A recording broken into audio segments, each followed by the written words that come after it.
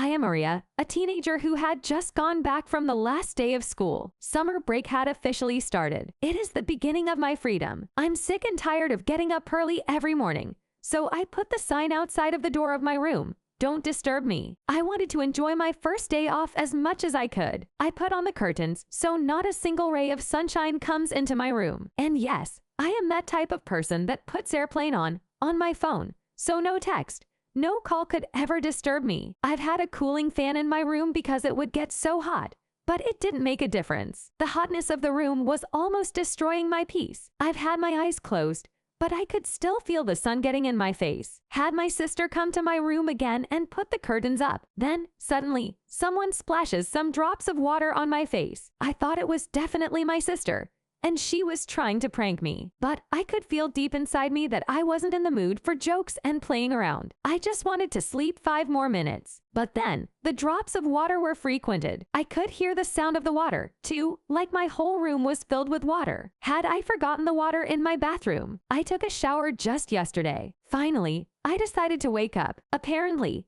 the universe doesn't want me to get a full sleep. I could barely see. The sun was in my eyes. The room had gotten so bright. After times of rubbing my eyes, my body seemed to feel like it was moving. What was happening to me? You would never guess what I witnessed next. I opened my eyes and noticed that I was on a little piece of wood in the middle of the ocean. I was shocked and fell into the depth of the sea. This woke me up but scared me at the same time. Thank God, I am a good swimmer. I got out of the water so fast and returned on that little piece of wood. A million questions were running through my mind. How did I end up here? Was I on a family vacation and my boat crashed? Did I lose my memory? Because the last thing I remember was falling asleep in my own bedroom. I sat on that little piece of wood, my body dripping in water, thinking if this was real life. I pinched myself, and I could feel it. This was my life now, unfortunately. The waves were moving the piece of wood where I was staying, and I had begun to see the shore. I got to see what was waiting for me. It looked like I had arrived on an island. I wanted to reach land as fast as I could. I jumped in the water and swam fast. The water was crystal clear. I could see the fish swimming around me. It was beautiful and scary at the same time. There could be sharks there. I swam to the shore, and I finally touched the sand. The sand was hot, and I could barely stand on it. I came closer to a tree's shadow and stayed there, thinking of where I could be. There was nothing in front of me except the endless ocean. I looked around, and the sand looked like it hadn't been walked on. Was I alone here, with no one to help me? I decided to walk around and scream, "Help, maybe someone could be here to help me." But no one seemed to hear me. It was silent, and all I could hear was the birds singing. I didn't want to panic just yet. I took some leaves from a tree and wrote in the sand, "Help," the typical cry for help. I felt like I was stuck in a movie, but there was nothing else that I could do. I waited some hours, and no help showed up. I had already had no energy left inside of me. I was getting hungry and thirsty. There was a big forest behind me. It had a lot of trees, and it looked dangerous. God knows what kind of wild animals can be there. But if I don't go into that forest and find something to eat, I'd starve. So I went in, even though I was scared. The trees had made shadows, and it wasn't that hot anymore. Luckily, the trees were full of fruits. I grabbed some bananas and ate them,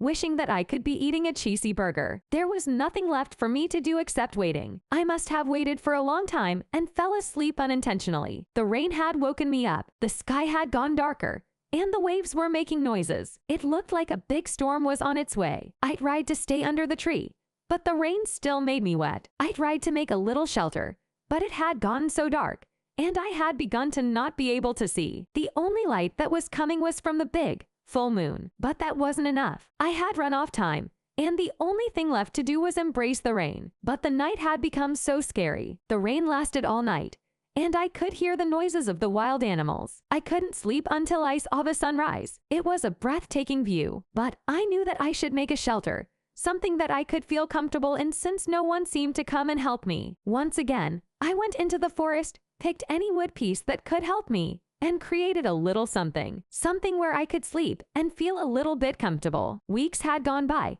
and I had forgotten how I looked, how it felt to sleep on my comfortable, soft bed. I had forgotten how it is to stay on my phone and scroll for hours. I was missing my old life forever, but now I had changed. I had started to be less scared. I continued to go into the deepest part of the forests. I was trying new fruits and creating even big shelters. So one day, I decided to go to the end of the island and find out what was there. It could be people, and I wouldn't know. I thought it'd be better to try and die than just standing around doing nothing. Walking into the island had become harder with every step. There were ponds and lakes. As I walked, looking left and right, a group of little monkeys passed my way. I had never been that close to a monkey before. They were harmless and very curious. They would touch my body and hair, but it got me thinking, if there were monkeys, there could be any other wild animal. As I wanted to get back to my place, my little shelter, I heard something, a burst of laughter. Had I gone crazy and was hearing voices? It was definitely the sound of a girl laughing. I stopped walking for a minute in silence so I could hear better. Yes, I was definitely going crazy. There was no one. Just when I wanted to continue my journey,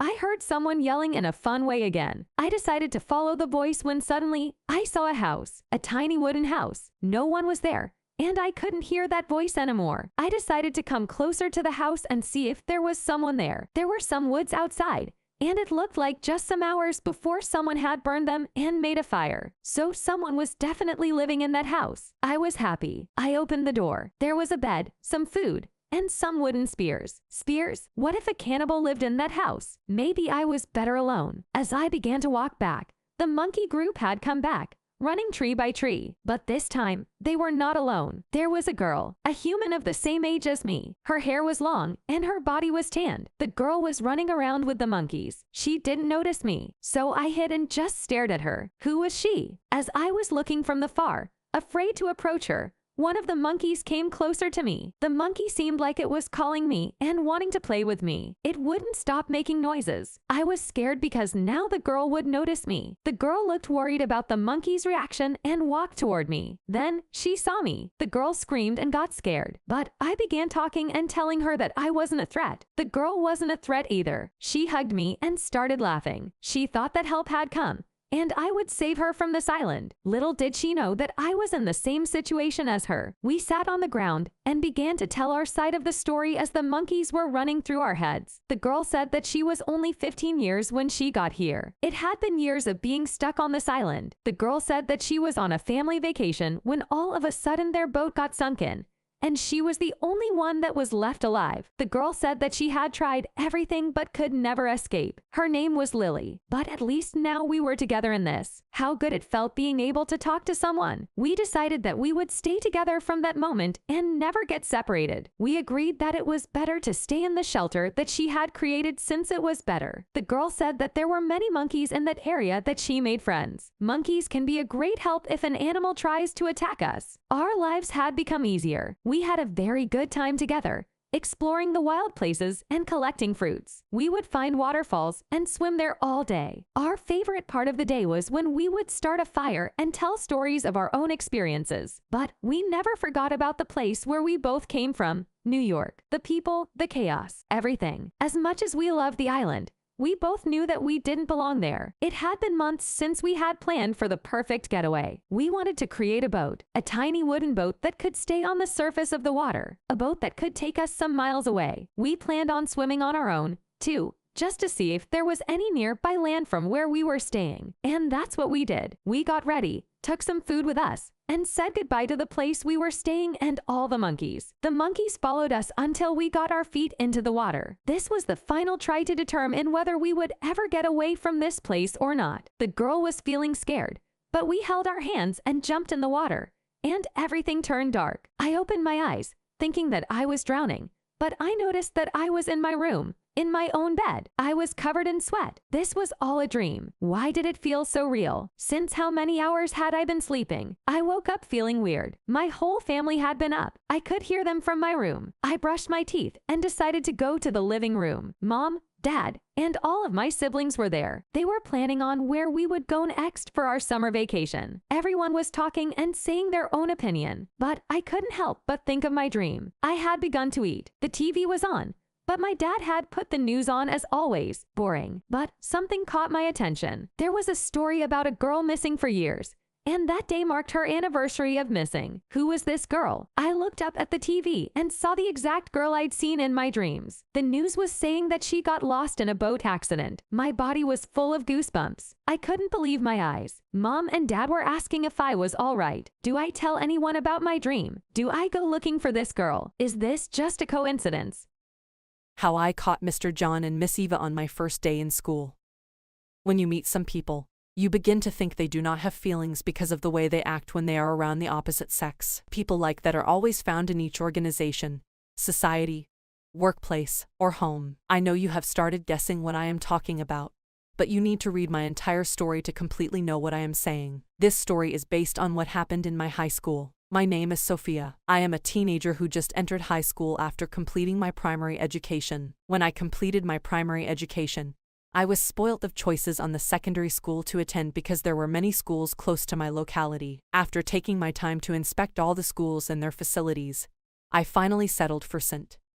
Peter's High School. My dad and my mum allowed me to choose the high school I wanted to attend. The same cannot be said of my friends. Most of them had to settle for the schools their parents chose for them. I chose Monday to inspect the schools. I visited all the schools in my locality on Monday, but I had to return to St. Peter's on Friday because it was the school that caught my attention the most during my inspection on Monday. My visit to St. Peter's on Friday cemented my choice. At that point, there was no going back. It was either St.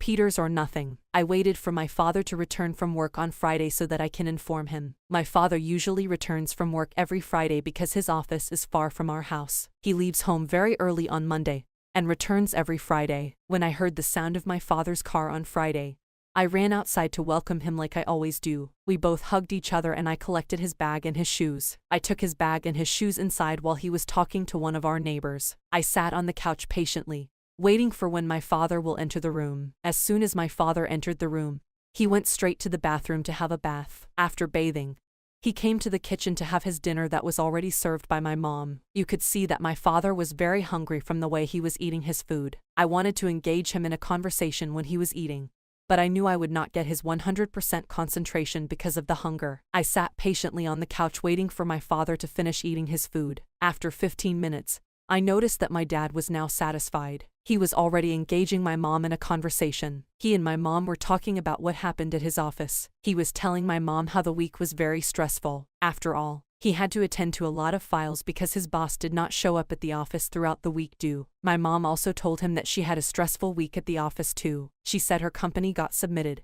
and defended a proposal. She said she and one of her colleagues were the ones saddled with the responsibility of defending the proposal. My dad asked her if they have been awarded the project. She said the company is still assessing the performance of all the companies that submitted a proposal. I lied on the couch when I noticed that their conversation was getting longer than expected. All I had in mind was that I will inform him about my choice of school before he goes to bed. After about 2 hours, my dad left the dining and joined me on the couch. I told him how I have been waiting for him for the past 1 hour. He asked me why I was waiting for him and I told him that I have something important to tell him. I noticed that my dad exhibited fear on his face because I am not the type that gets serious when talking to him. I always laugh when I want to talk to him. Therefore, the seriousness that I put on made him exhibit fear. On my own, I deliberately put up a serious face because I didn't want him to reject my choice. I wanted him to see some element of seriousness in me. I told him it was about my school. He asked me if I have finally chosen a high school I will attend when school resumes. I told him that I have found one. He asked me the name of the school and where the school is located. I told him the name of the school is St. Peter's High School. I do not need to tell him the location because he knows the school very well. He usually drives past the school when he is going to work. He asked me why I chose St. Peter's High School instead of other schools in our locality. I told him that I inspected all the schools in our locality one after the other. I said I chose St. Peter's High School because I felt St. Peter's High School is better than the others in terms of infrastructure and many other things. I told him I will be happy if he allows me to go to St. Peter's. My dad was silent for some seconds. I asked him why he was silent. He was just looking at me. After some minutes, my dad finally agreed. He said since St. Peter's High School is my choice, he is good with it. He said he just wants to be sure whether I have chosen the best. I explained to him why I think St. Peter's is the best. I told him how I visited the entire school one after the other before I finally made my decision. My dad said it is good. I got up from where I was seating and hugged him. My dad said he was going to personally drive me to the school the next Monday to make inquiries about the school. I couldn't contain my joy as I made my way to my room. When I entered my room, I lied down on my bed hoping that the next day will be Monday. I woke up the next morning with a big smile on my face. The smile was so huge that my parents noticed it. My dad asked me why I was so happy. I told him I can't wait to go with him to St. Peter's High School on Monday. I told him how the house has been boring since I started staying at home. A few minutes into the discussion with my dad, my mum called us to the dining. She has prepared tea and bread for us. My dad and I joined my mum in the dining and we continued our discussion. After the meal, we returned to the sitting room to watch a movie. My dad relaxes during the weekends by watching different movies. My dad and I watched movies for more than 5 hours before he stepped out to see his friend. I wanted to follow him because I know how boring the house will be, but my father declined. When my dad left, I returned to my room and continued with the novel I was reading. I read the novel till late in the night. I left my room when my mom called me that dinner has been served. My dad was also back from where he went to. I joined my parents at the dining and we all had dinner together. After the meal, I waved my parents goodnight as they made their way into their room. They waved me goodnight too and they told me not to forget my prayer before I sleep. As soon as I entered my room, I picked up my novel from where I left because I wanted to read it completely before the next day. The next day is Sunday and it's always a busy day for the family because we usually leave home very early for church and we will return very late in the night. I read my novel until around 3 a.m. before I decided to sleep, knowing fully well that the remaining chapters of the novel would not take me more than 20 minutes to complete. At exactly 7 a.m., I heard a knock on my door. I knew it was my parents. They want to wake me up so that I can get ready for church because we usually leave home by 7:30 a.m. I didn't want to leave my bed because I was still feeling sleepy. The sleep I had at the time they came knocking was not more than 4 hours. My parents continued knocking repeatedly when they noticed that I did not leave my bed. When the knocks became unbearable, I had no option but to leave my bed. I stood up from my bed and made my way to the door. When I opened my door, I met my parents standing in front of my door waiting for me to come out. My father asked me why it took so long for me to open the door. I told him I was fast asleep because I slept very late. My father asked me why I slept very late when I knew there was church service the next day. I closed the door and rushed to the bathroom because my parents were already waiting. After taking my bath, I picked up one of my clothes and I rushed outside to meet my parents who were already waiting for me. We prayed in the sitting room and we all made our way to the car. We entered the car and my dad drove off. While driving, my dad told me how important it was for me to sleep early. He said as a teenager,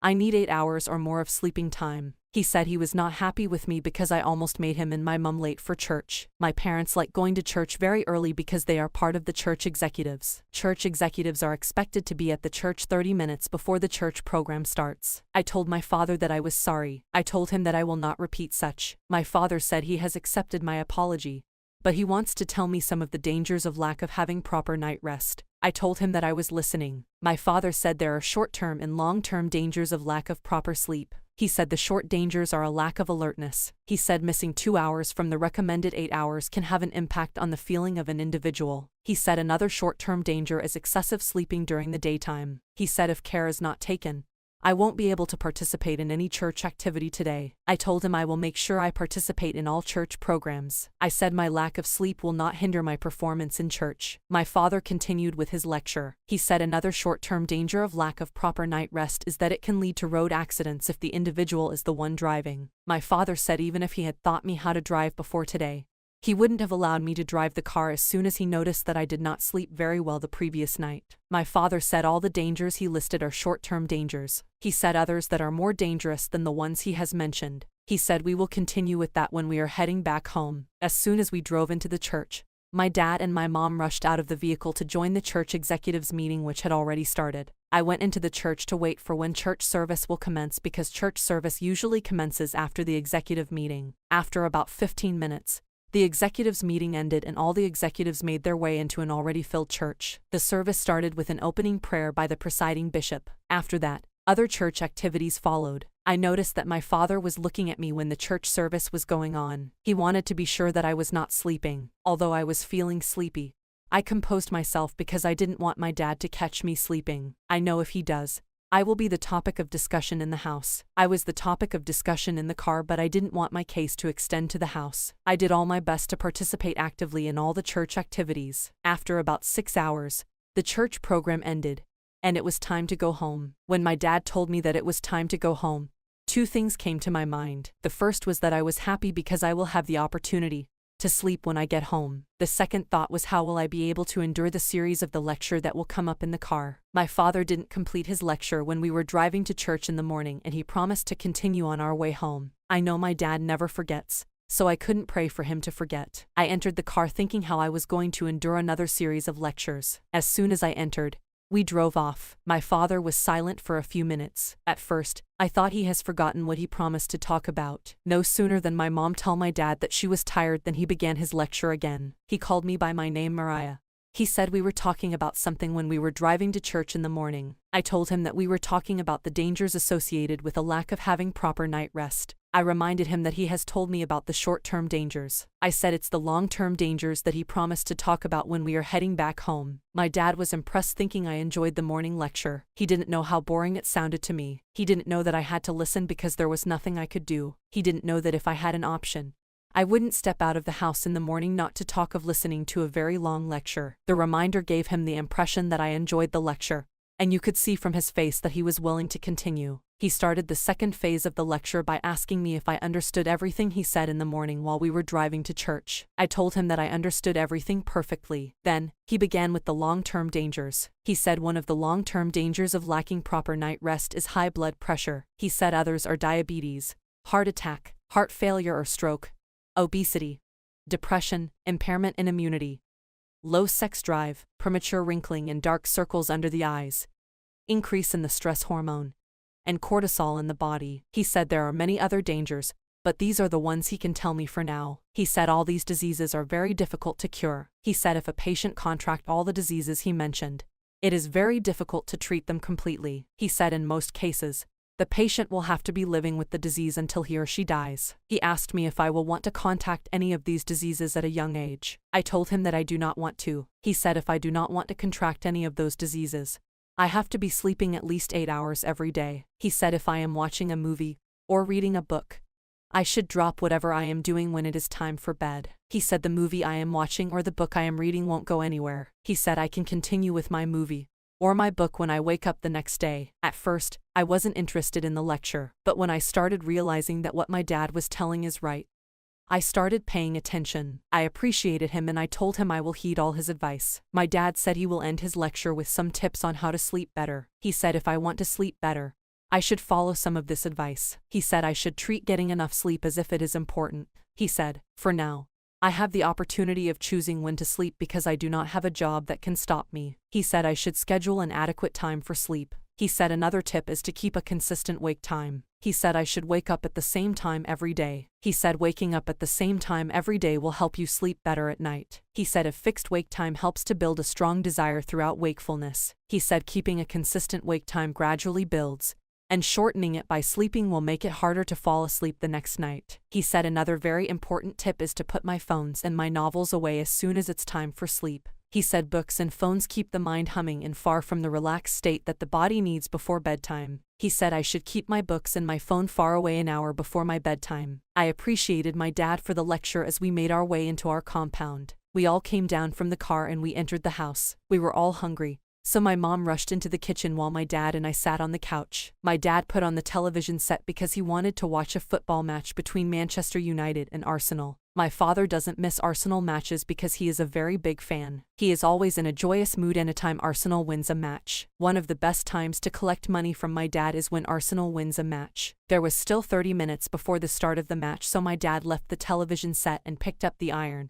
and went to the laundry room to prepare the clothes he will use at work for the week. My dad likes to do his things by himself, so my mom does not bother herself with his office wear. 5 minutes to the commencement of the match, my father left the cloth he was ironing and rushed down to the sitting room. My mom called me to join her in the dining, but he declined. He told my mom to bring his food for him in the sitting room. My dad does not like any disturbance when it's time to watch Arsenal Football Club. My mom had no option but to bring his food to the sitting room. As soon as she served him his food, she went back to her room because she doesn't like football. A few minutes into the match, you could see how uncomfortable my dad was because Manchester United was playing better than Arsenal. He kept shouting at the players even though they could not hear him. 20 minutes into the match, Manchester United scored through Fred. The goal changed my dad's mood. I looked at him and I saw how sad he was. The food my mom served him was still in his front. He hadn't eaten more than 3 or 4 spoons. 45 minutes after, The referee blew the whistle for halftime. I told my dad to eat his food before the commencement of the second half because I know if Arsenal loses after 90 minutes,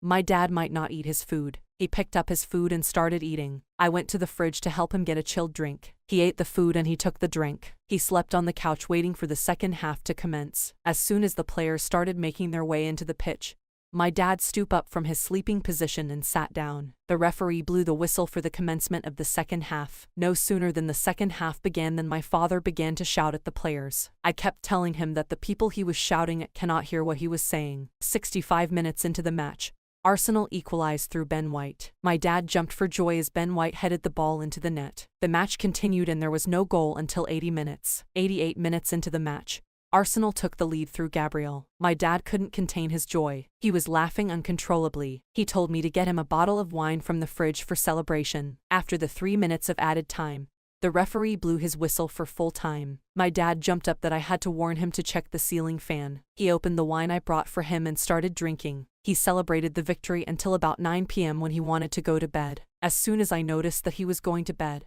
I called him and reminded him that the next day is Monday. I told him that he promised to take me to St. Peter's High School to inquire about the school. My dad said he did not forget. He said there was nothing that would make him forget something like that. We waved at each other, and he entered his room while I entered mine. I was already feeling sleepy before I entered, so I lied down on my bed and covered myself with my duvet. In no time, I slept off. At exactly 5:30 a.m., my mom came to my door and knocked. As soon as I heard a knock on my door, I stood up and went to my door. When I opened my door, I saw my mom standing in front of my door. I greeted her and she responded. She said she came to wake me up so that I can prepare myself before my father wakes up. I told her that I was already awake before she came. She left my door and I closed the door. As soon as I closed the door, I took up my shirt and went into my bathroom to take my bath. When I finished taking my bath, I put on the cloth that I had already prepared to wear for the day. After that, I sprayed perfume on my body, and I sat on my bed waiting for my father to come calling. At exactly 6:50 a.m., I heard a knock on my door. I hurriedly stood to open the door. When I opened the door, I saw my father standing at the door already dressed. He told me it was time to leave. He left my door and went straight to his car. He said I should join him. I locked my door and I went to my mom's room to tell her that I was leaving. She followed me to the car and told me to take care of myself. I entered the car and we drove off. At exactly 7:15, we arrived at St. Peter's High School. My father parked his car and we both alighted from his car. When we came down, my dad asked for the head teacher's office. We were directed to the head teacher's office, but she was not on seat. We looked for a seat close to her office and sat down in anticipation of the head teacher's arrival. At exactly 7:45 a.m., the head teacher arrived. When she arrived, she was informed that she had people waiting for her, so she made her way to where we were seated. She greeted us and apologized for coming late. She opened her office and she told us to come inside. When we entered her office, she told us to sit. She gave us water to drink. After we drank the water, she asked us how she could help us. My dad told her that he wants me to join their school when the new session resumes. He told her that his visit to the school is to make an inquiry about the payment, and to personally inspect the school himself to see if the facilities they have are up to the required standard. The head teacher said she is happy to have us. She said new students are to pay $1,000 for enrollment. She said the $1,000 will cover the school fee, registration fee, and every other thing I will need for the term. My dad said it was okay. The head teacher told us to follow her so that my dad can inspect the facilities in the school. She took us to the school pitch, the health center, the school hostels, the school library, and all the classes in the school. She introduced all the staff in the school to us. I was very happy as the head teacher was showing my dad the school infrastructure. At the end of the tour, you could see from my dad's face that he was very impressed with what he saw. We returned to the head teacher's office after the tour. My dad made the payment and he left. He drove to his office while I looked for a taxi to take me home. When I got home, my mom had already prepared lunch. I rushed down to the kitchen because I was very hungry. After eating, I explained what went down to my mom. I told her how I was already anticipating resumption. The day of resumption came and I was very happy. I woke up very early because I wanted to join my dad in his car. I took my bath and I wore my cloth. I sat on the bed waiting for my dad to call me. After some minutes, I heard a knock on my door. I stood up and rushed to the door because I knew it was my dad. When I opened the door, I met my dad standing in front of my door. He told me it was time to leave for school. I went to the kitchen to pick the food that my mom prepared for me. I put the food in my bag and I joined my dad in his car. As soon as I entered the car, My dad drove off. We arrived at St.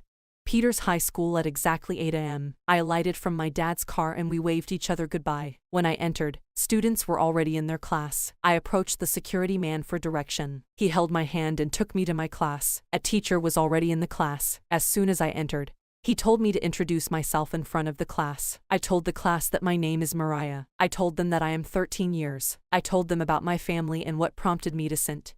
Peter's High School. After introducing myself, the teacher told me his name. He said his name is Mr. John. He told me that he is my class teacher. He said I should come to him if I need any help in my academics. After introducing himself to me, he told me to take my seat. There was no available seat at the front, so I had to make my way to the back seat. Mr. John is our mathematics teacher. He told us that his first lesson is just an introduction to the subject, so he won't stay long in our class. After talking to us for 20 minutes, he left our class and went to his office. I trailed him because I wanted to talk to him. I met him in front of his office talking to a female teacher. I got to know that the name of the teacher is Miss Eva because of her tag. I told Mr. John that I wanted to see him, but he said I should come back in 5 minutes. After 5 minutes, I went back to Mr. John's office. When I got to his office door, I noticed that it was locked. I was about to return to my class when I started hearing a noise in Mr. John's office. I went back to the back of his office where the window is located. I looked through the window and I saw Mr. John and Miss Eva kissing passionately. They were so engulfed in the kissing that they didn't know that someone was looking at them. After kissing for some minutes,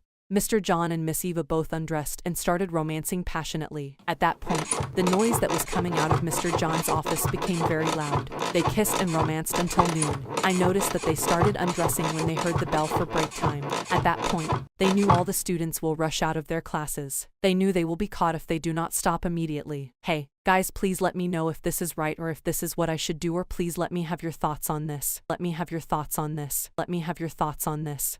I am male, 18, but I love my math teacher. She is 42. Hi, I'm Danny. I am not a popular guy in school until recently. Do not think of me as a loner. No, I am not. I have friends, Jeff, Phil, and Bill. They are the best. The 4 of us had attending school at the bottom of our preference list until some new teachers were posted to our school to replace the retired ones. That was the time I had a change of view about the school. Do not get ahead of yourself. Academics was not the reason for my sudden change of mind. Before I tell you about what made me love schooling, it is good to be familiar with my background. I thought I had been living a normal life. Even to date, not so much had changed. Some people would say I got worse with my weird taste of a woman. I don't care. All I know is that love is in the eyes of the beholder. My full name is Daniel Dawson. I am the second child out of 4 children of Dawson's family. My father is a pilot. He barely comes home. I wonder how he has the time to be with Mum to make us. Even in the festive period, he is either in Italy, Brazil, or one of his weird islands. It is a norm for this family to celebrate Christmas and Thanksgiving without our father. Mum usually defends by saying, he is trying his best, and he is doing all this for the family. How am I supposed to understand that? But I was fine with it anyway. I had only seen my dad physically not more than 20 times, thanks to technology. He now speaks with us regularly, either individually or as a family. I remembered when I got my first opportunity with the school basketball team. I shared my achievement with the family, and luckily for me, Dad got to know. He promised he would be available. I was all optimistic even though I didn't trust him. To be candid, I have never trusted him. How will I trust the person I barely know? On the day of the match, I was aligned with the first team. I looked around for my father. He was nowhere to be found. I was disappointed, even though I was certain he won't come. My mom and my siblings were there to cheer me up. Thank God he didn't even show up. I was awful to the extent that my coach had to sub me off in the first quarter, and he never gave me any chance to prove myself again. There goes my hope of becoming a professional basketball player. We lost the match 102-67. I guessed I wasn't the only bad player on the team.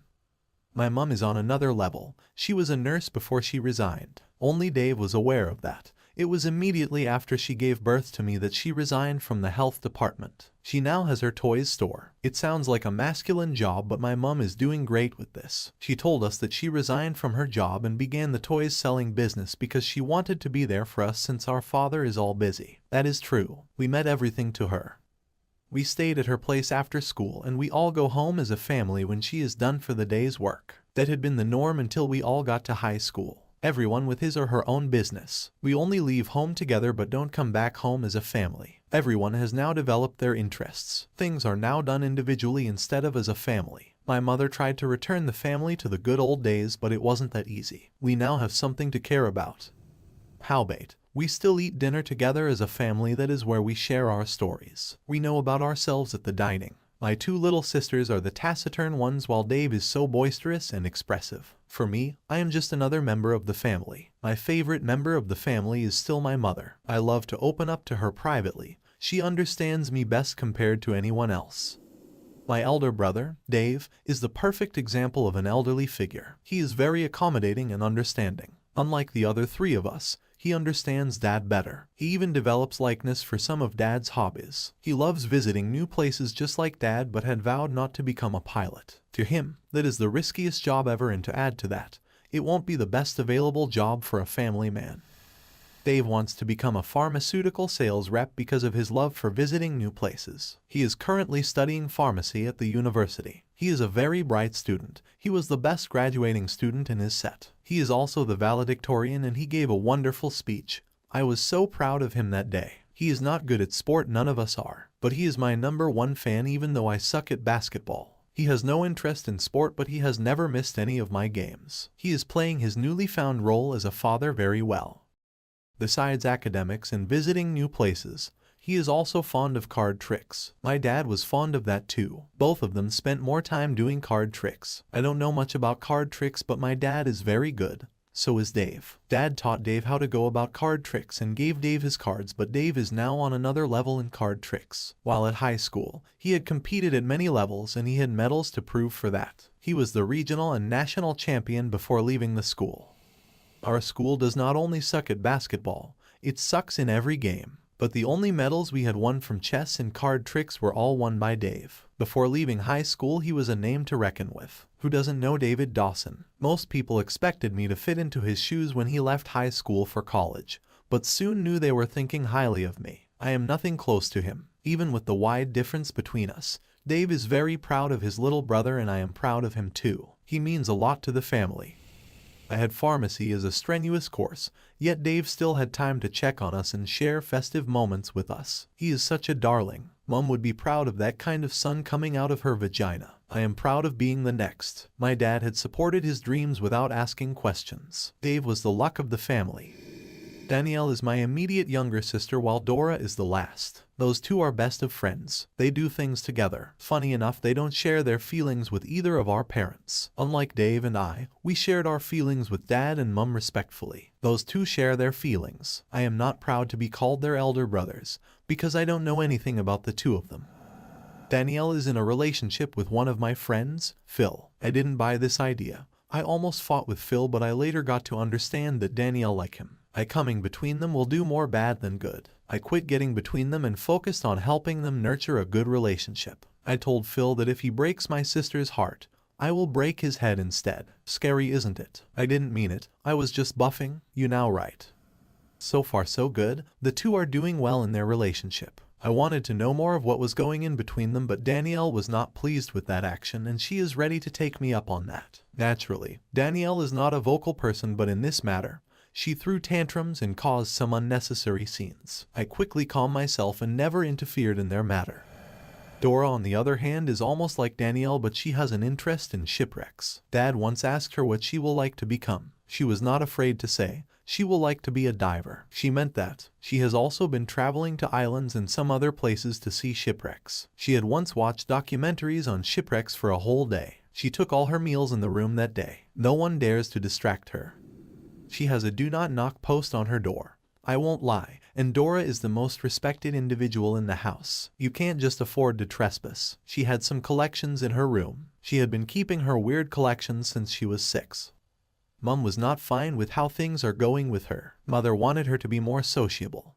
But Dora is not interested in people. She is more interested in her dirt than in people. The only person that understands her is Danielle. Danielle is a good listener. She is not good with talking, unlike Dave. She barely fights with other people because you don't even know what she is thinking. By so doing, Dora sees comfort in her. Me, I am the most confused person in the family. Everyone seems to have one or two things that interest them except me. To make matters worse, I have selected the wrong people as friends. We don't have any plan for our lives. We do things as we are moved based on impulses except for Phil, the businessman. I was the only one to make the basketball team once. The other three can't even throw the ball. They were sent out of training on their first trial.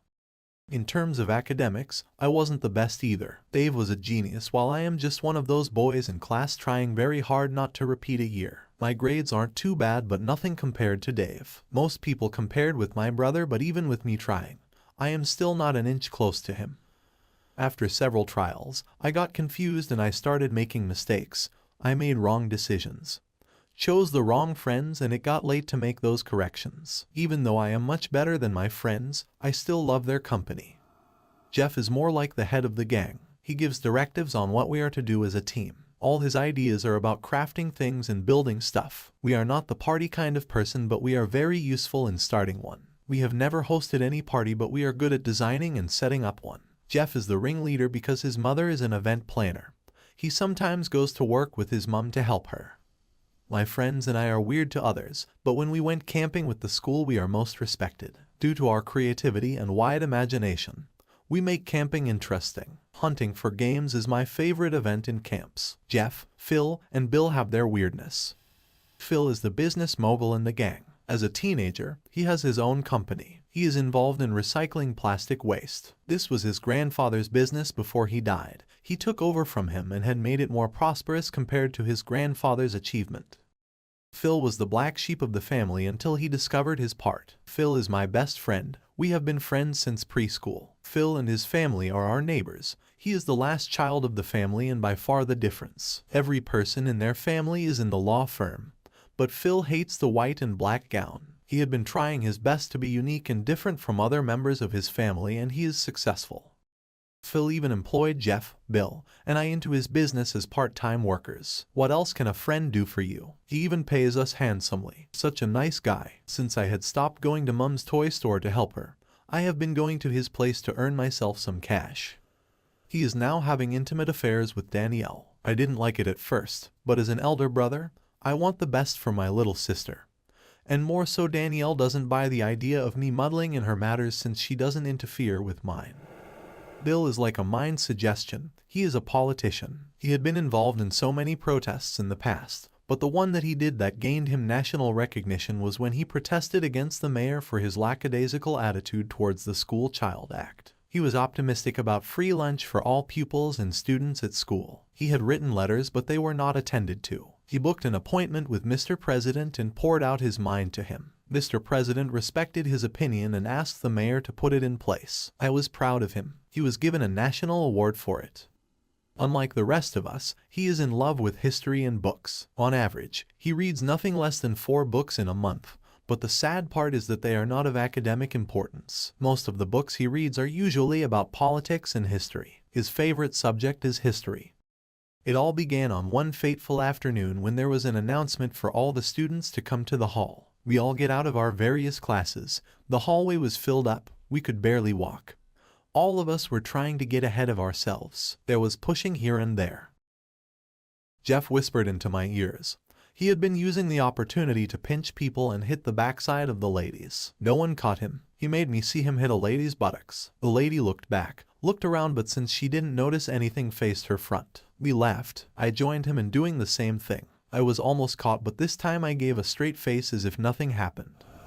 We eventually got to the hall. Mr. Howard, the principal, started speaking to us. He introduced us to a few of our teachers who will be retiring. He spoke so highly of them. My friends and I were not paying attention. We were even playing stone, paper, and scissors. Mr. Albertson, the old geography teacher, was awarded as the longest-serving teacher in the school history. It is common within the school premises that some of the teachers were once his student. The school choir was allowed to perform. They made a great show. There was a round of applause among the audience. They also sang the school anthem in another lyric. It was a great performance. It caught my attention. As they were rounding up, we saw Mr. Howard showing some strange faces on the way to the podium. Before he started to talk this time, he cleared his throat first. "These are your new teachers," he said. "They had been transferred here from other schools in the town to replace the retiring ones," he rejoined. "Starting from the nearest person to me is Mr. Smith from Onward High, Mr. Johnson from Whitney High School, Mrs. Williams from Maryland High School, and Ms. Brown from Cartersville High. From that moment till the end of the program, my eyes were set on the stage, but I wasn't listening anymore. My eyes were set on Ms. Brown. She was the perfect lady that met all I had hoped so in a lady. No other lady had caught my attention in this manner before her. I looked at her and noticed every detail. She had a sculpted figure which was twine thin. Her waist was tapered and she had a burnished complexion. A pair of arched eyebrows looked down on sweeping eyelashes. Her delicate ears framed a button nose. A set of dazzling angel white teeth gleamed as she blew gently on her carmine red fingernails. It was a pleasure to see her flowing, moon shadow black hair. Her enticing, constellation blue eyes gazed at me over her puffy, heart-shaped lips. She felt her lips taste strawberry sweet when even without kissing her. She had a bouncy personality and a sugary voice, which I adored. Not content to be just another drone, she wore a vibrant dress.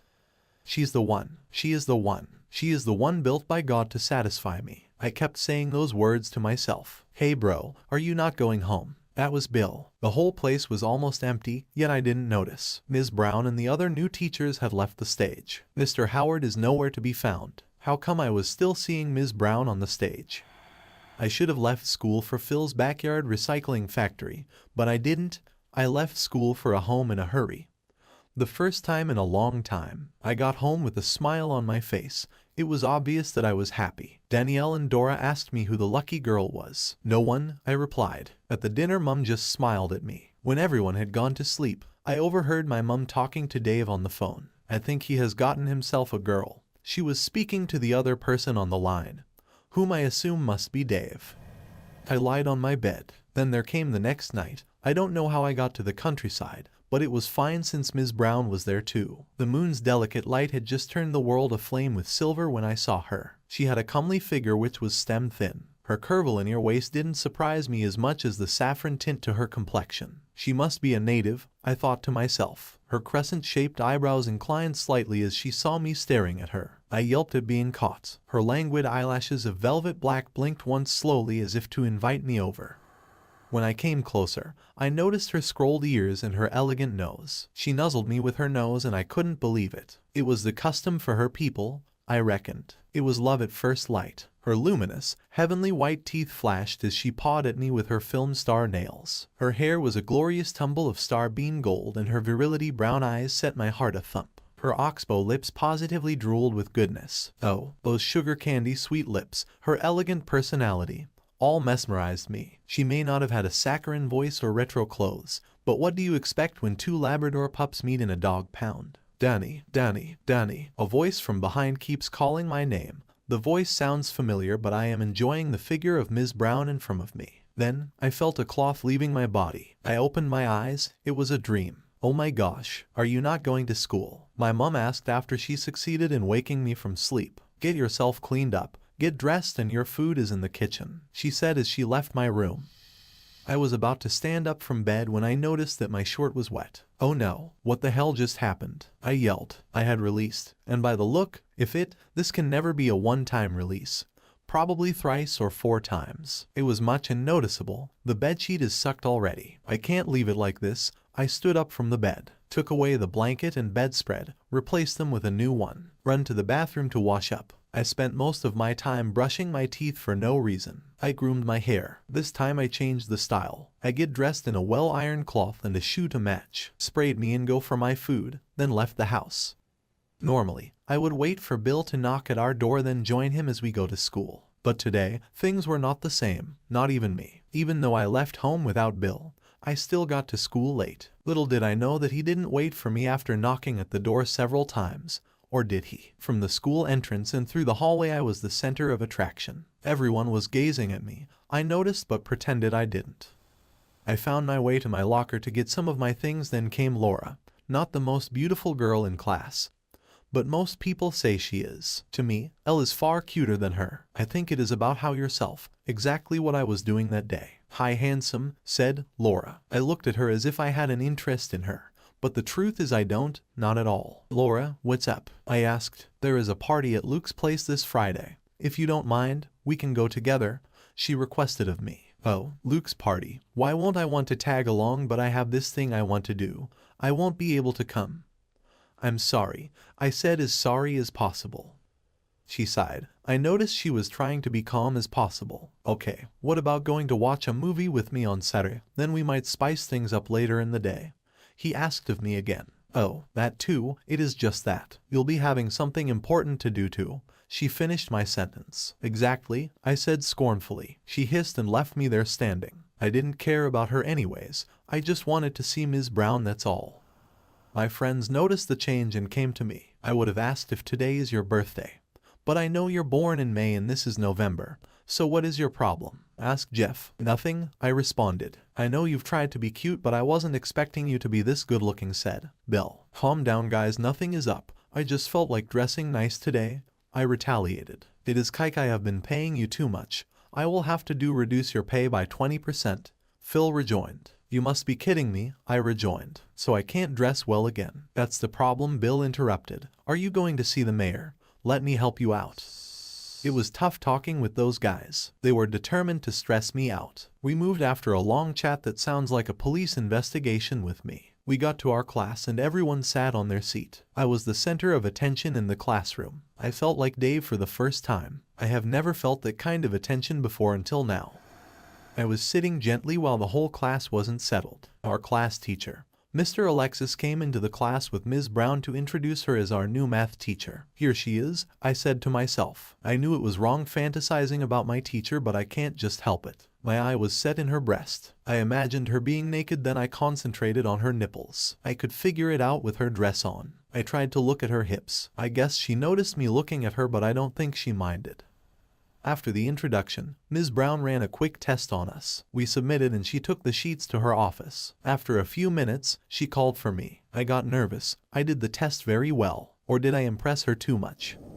I got to her office. I greeted her and she asked me to have my seat. I sat down and gave my test result. I scored 8 out of 10. What do you think? She asked. I need to buckle up, I replied, knowing for sure that wasn't the right answer. You did well, she said. Then she continued, do you know how old I am? 28, I presumed. No, you're wrong, she said. How old are you? I'm 18, I responded promptly. Okay, you're now legal, isn't it? Yes, Ma, I responded, swallowing my spit. I'm 42 years and I was caught looking at me at the class in an unacceptable manner. That is bad of you. Do you find me attractive? She asked. I couldn't say yes. I turned my head repeatedly. She stood up from her chair and sat on the table very close to me. She looked directly into my eyes and said, it is not a bad thing if you like me. I looked at her face and nodded my head. She undid a few of her buttons and bent close to me. I could see her big babies. Things are getting tense and I have started getting an erection. No, this is bad. Do you feel like touching them? She kissed me on the lips and whispered to my ears, keep it a secret. She went back to her seat, sat down, and asked me to leave. What just happened? I could not believe what just happened in there. I left, but my mind was not settled. Is this what I think it is? I am attracted to my math teacher. Is she also interested in me, or was she just playing with my emotions? Anyways, I will love to squeeze those babies on her chest and penetrate her. Oh, I am thinking that loud. How Anita did the unthinkable even while she was still in love with her fiancé. Cheating is as old as humans. Some partners take it lightly while others go the extra mile to pay their cheating partners. This story talks about how two partners who loved themselves from the beginning eventually became strangers. The fiancé was doing his own thing while the fiancée was also doing her own thing. They were living under the same roof, but they had a different ideology. Sit back, relax, and enjoy this story. I met Chris when I traveled to London for holiday. It was the norm in my family then to always go on holiday towards the end of every year. In 2017, my dad decided that we should travel to London because my mom and I have not been to London before. Our holiday to London coincided with the time the London Derby was about to be played. We arrived in London on Thursday and the London Derby was to be played on Sunday. The city of London was very lively in anticipation of the London Derby between Chelsea Football Club and Arsenal Football Club. I asked my dad if that is how the streets of London are every time the London Derby was around the corner. My dad said there are many teams in London like Chelsea Football Club, Arsenal Football Club, Tottenham Football Club, and West Ham Football Club. He said these teams are all in the first tier of English football, which means they play each other regularly. He said there are other London teams in the second tier of English football too. He said none of the London derbies comes close to Arsenal versus Chelsea. He said the street will still witness more activities on Saturday and Sunday. The background of the teams that I heard from my dad made me fall in love with the city and the teams. I told my dad to book a ticket for all of us to watch the London Derby. I said I didn't want to miss any of the actions in the stadium because if the city is as lively as we saw, then the stadium will be more than what we were witnessing on the streets of London.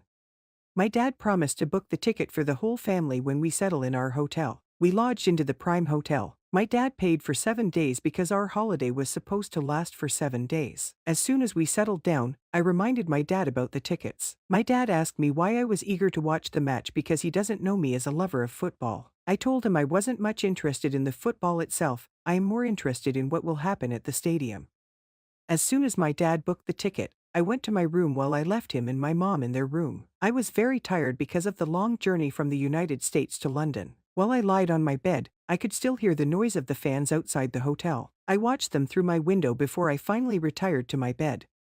I woke up the next day intending to tour the whole city. I went to my dad's room and I told him that he has to take me to major places around the city of London. My dad agreed to take me around the city of London. He said we should take our breakfast first. He said after taking our breakfast, we can rest a little bit before going out.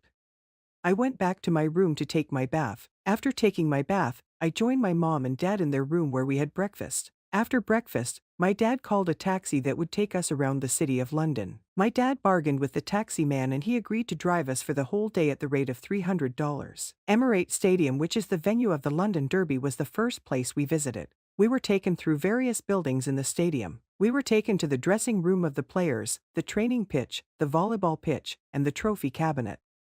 We left the Emirates Stadium and moved to Stamford Bridge, which is the stadium of Chelsea Football Club. We were taken through the stadium's building including the training pitch, the volleyball pitch, the track and field stadium, and the trophy cabinet. Fortunately, the Chelsea Football Club players were having their final training session before the London Derby. So we stood there and watched them. After the training, we took pictures with some of the players and the coach.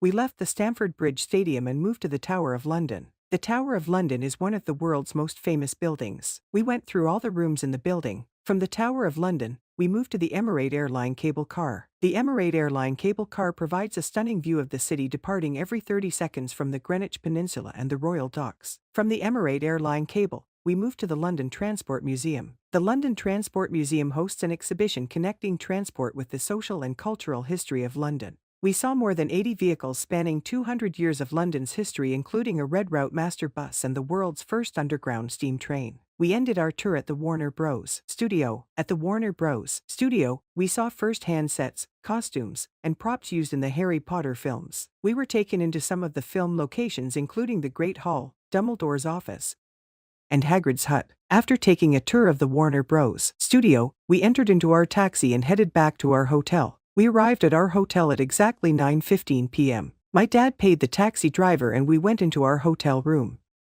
Days passed by and we continued to enjoy our stay in London. On Saturday, which was a day before the showdown, Chelsea Football Club supporters and Arsenal Football Club supporters held a rally at different points in London. Chelsea supporters held their rally in front of Stamford Bridge while Arsenal fans held their own in front of Emirates Stadium. We joined Chelsea's rally because our hotel was closer to Stamford Bridge than Emirates Stadium.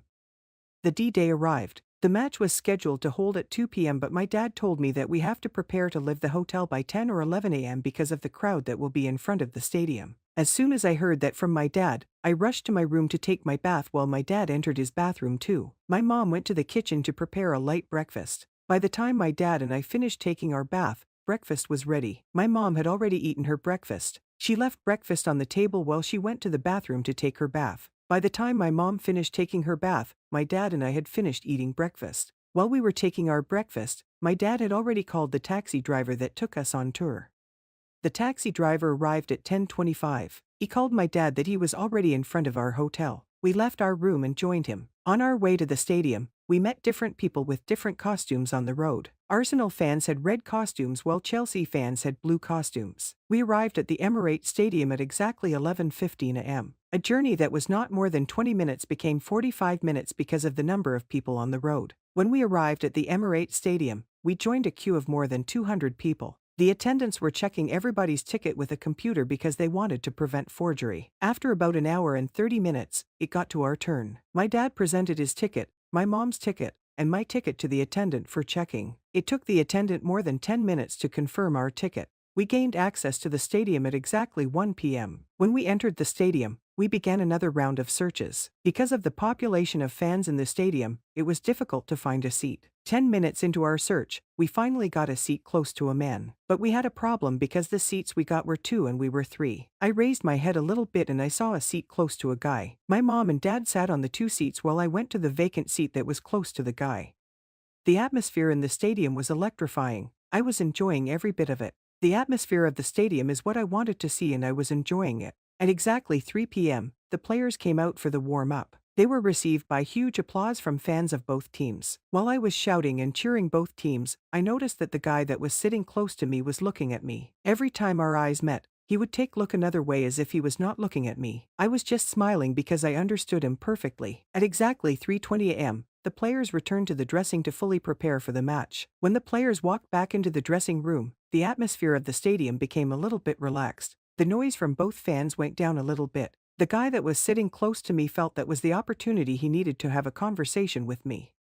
He finally summoned the courage to talk to me. He looked at me and said he has been enjoying how I have been cheering both teams. He asked me which of the teams that am I a fan of. I told him that I am not a fan of any of the team. He looked very surprised when he heard that. I told him that I am not even a football lover. I told him I had just come to the city with my family to have some fun. I told him that it was the mood of the city that drove me to the stadium. I told him how everywhere in the city was in a carnival mood when I arrived in London. I said it was the mood of the city that made me ask my dad what was happening, and he told me that was how the city usually comes to life when it's time for the London Derby. You could see the surprise on his face when I was talking. He asked for my name and I told him that my name is Anita. He told me that his name is Joseph. He asked me where I came from and I told him that I came all the from the United States with my family to have fun.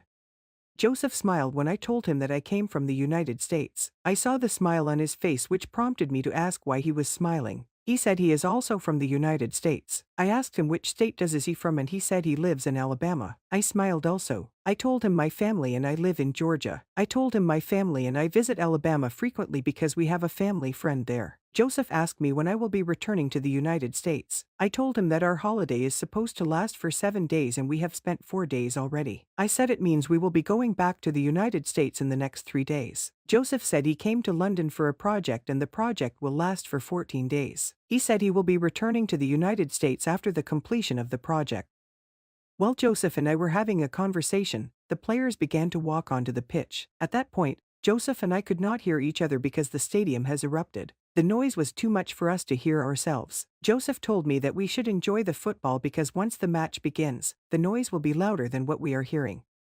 5 minutes after the players walked onto the pitch, the match began. Chelsea Football Club had the better possession in the 5 minutes. They looked threatening in front of the goal, but the Arsenal defense was resolute. 20 minutes into the match, Chelsea Football Club took the lead through Eden Hazard. The Chelsea Supporters Club took over the pitch. You could hear their noise loudly even though Arsenal Football Club was the home team. 45 minutes after, the referee blew the whistle for the end of the first half. While the players were walking down the tunnel, a lot of spectators also left their seats to get some refreshment. Joseph and I continued our conversation because the noise reduced drastically. Joseph sarcastically told me that we have only 15 minutes to talk because the players will back on the pitch after 15 minutes. Joseph said what we can talk about in 15 minutes. I told him that we cannot have any meaningful discussion in 15 minutes. He asked me for my cell phone number and I gave him to him. He asked me if we could see before I travel back to the United States. I told him I do not think it will be possible because, after the match, my parent and I will head back to our hotel. I said we can only be talking on the phone. I said if he returns to the United States after his project, we will have time to talk to each other. 15 minutes after the players left the pitch, they returned to the pitch for the second half. 12 minutes into the second half, Arsenal Football Club equalized through Theo Walcott. The home fans got their voice back. 84 minutes into the match, Arsenal got the winning through Theo Walcott again. The home fans were in a jubilant mood. The away stand became silent as they started sensing defeat.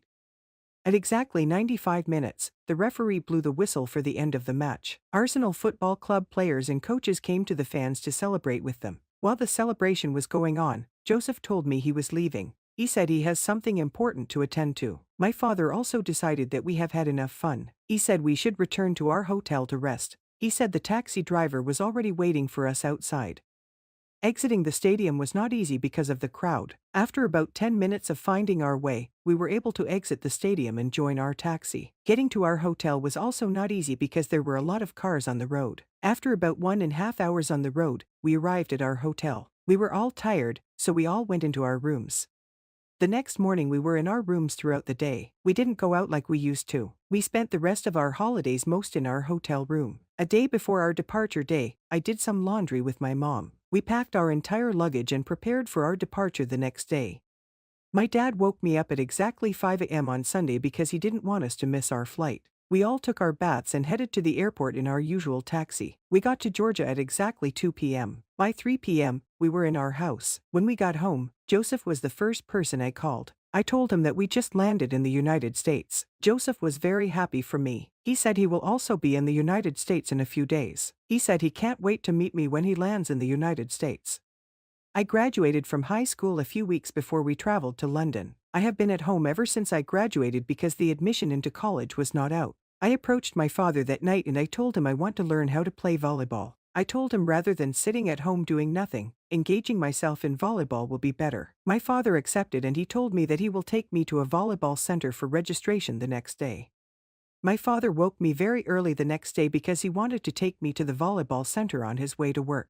I took my bath very quickly and I joined him in the car. We got to the volleyball center around 7 a.m. We met a lot of volleyball players who came for training. We were directed to the office of the management for official registration. After registration, I was given all the kits I need for training. I joined other ladies on the pitchy while my dad drove to his office. The training ended at 11 a.m. After the training, the coach addressed all players. He introduced me to all of them. He said he wants me to put a lot of effort into becoming a fantastic volleyball player. After the address, I left the center and headed home. As soon as I got home, I took my bath and I went straight into the kitchen because I was very hungry.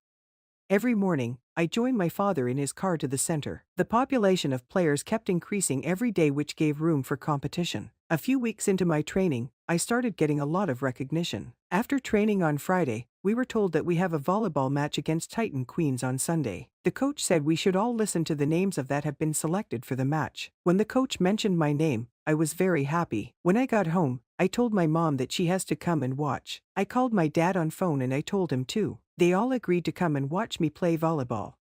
I was the first person to wake up on Sunday. We were told to come for early morning training before the match. I went to my parents' door to inform them of my movement. I told them that the match was slated for 11 a.m., therefore, they should wait till 10:30 a.m. before leaving the house. I waved them goodbye and I left. When I got to the center, the coach and some players were already there. We did our training before we headed to the team hotel to rest. At exactly 10 a.m., we left the team hotel and returned to the center. The opposing team arrived around that time too, so we had a familiarity walk with them. At exactly 10:45, we went back into the dressing room to change into our jerseys. 5 minutes after, we were told to walk onto the pitch by the referee. As I was walking onto the court, I saw my mom and my dad in the stand. We won the match by a wide margin. I played the best game of my life. At the end of the match, I was voted for as the best player. My parents were very happy with my performance. I took pictures with them, my coach, my teammates, and the players from the opposing team. On our way home, my dad could not contain his joy. He said he was happy with how proud I made him. He said I should take my volleyball training seriously. He said I should not hesitate to come to him if I need anything that will enhance my volleyball training. When we got home, my dad told my mom to prepare a very delicious meal for dinner. He said he wants her to prepare a meal that we will all enjoy. He ordered expensive wines from the local mall near us. Our house was in a carnival mood that day. We ate to our satisfaction. We took some of the food to our neighbors. I went to bed that night feeling like a queen. Not even my graduation from high school got me this emotional. I called Joseph and informed him of how I made everybody in my home proud today. Joseph was very happy too. He said he will be in the United States the next Sunday. He said what I did calls for celebration and we will celebrate it together. 7 days after, Joseph was back in the United States. I was the first person he called when he arrived. He told me how stressful his journey was and how tiring his project was. After talking about his trip and his project, Joseph said he will like us to meet on Tuesday. He said he would have chosen Monday, but he needs a lot of rest. I obliged his request. Around 7 p.m. on Monday, I called Joseph to ask him where we were going to meet and the time we are to meet. He said we should meet at his house by noon. I had the intention of skipping my volleyball practice before I called him, but his response changed my mind. If we were to meet by noon, then I can go to my volleyball training before going to see him. I woke up at exactly 6 a.m. on Tuesday. I joined my father in his car. He dropped me at my training center while he drove to work. Normally, our training usually ends by 11 a.m., but I told my coach that I have an important thing to attend to.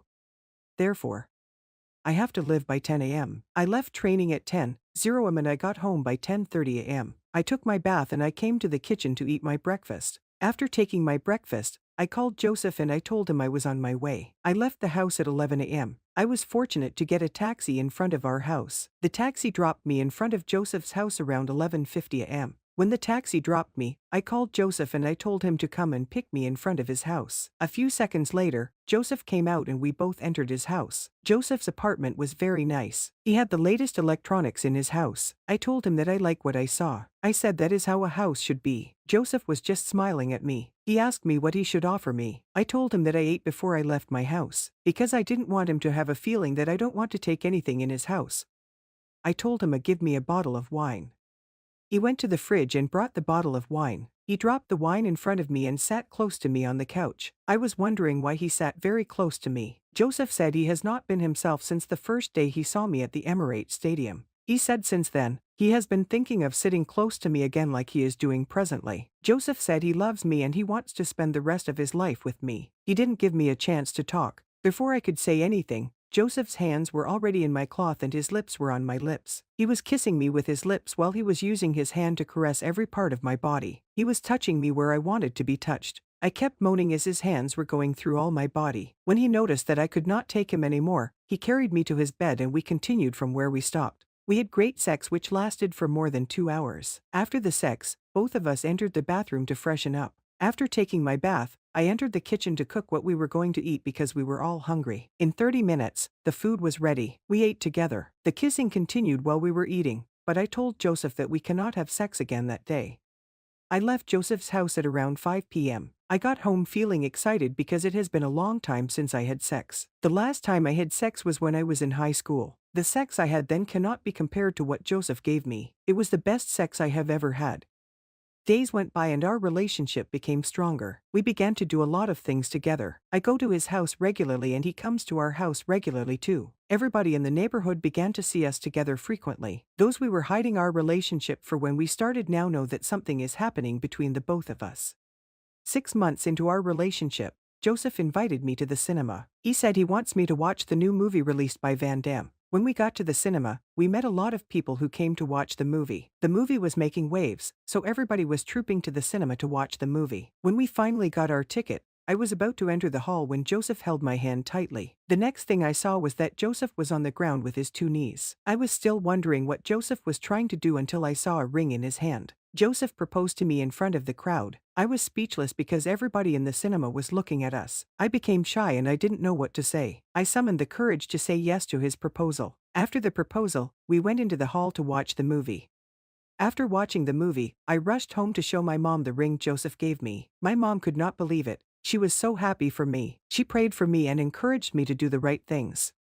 1 month after Joseph proposed to me, I thought it was right for me to move to his apartment and start staying with him since we will be getting married soon. I told my parents about it and they agreed. I called Joseph and told him about it and he agreed too. Since everybody was in support of what I wanted to do, I felt it was right for me to do it. I finally moved into Joseph's apartment and we started living like couples. We did almost everything together. The love we had for each other became stronger than it was before.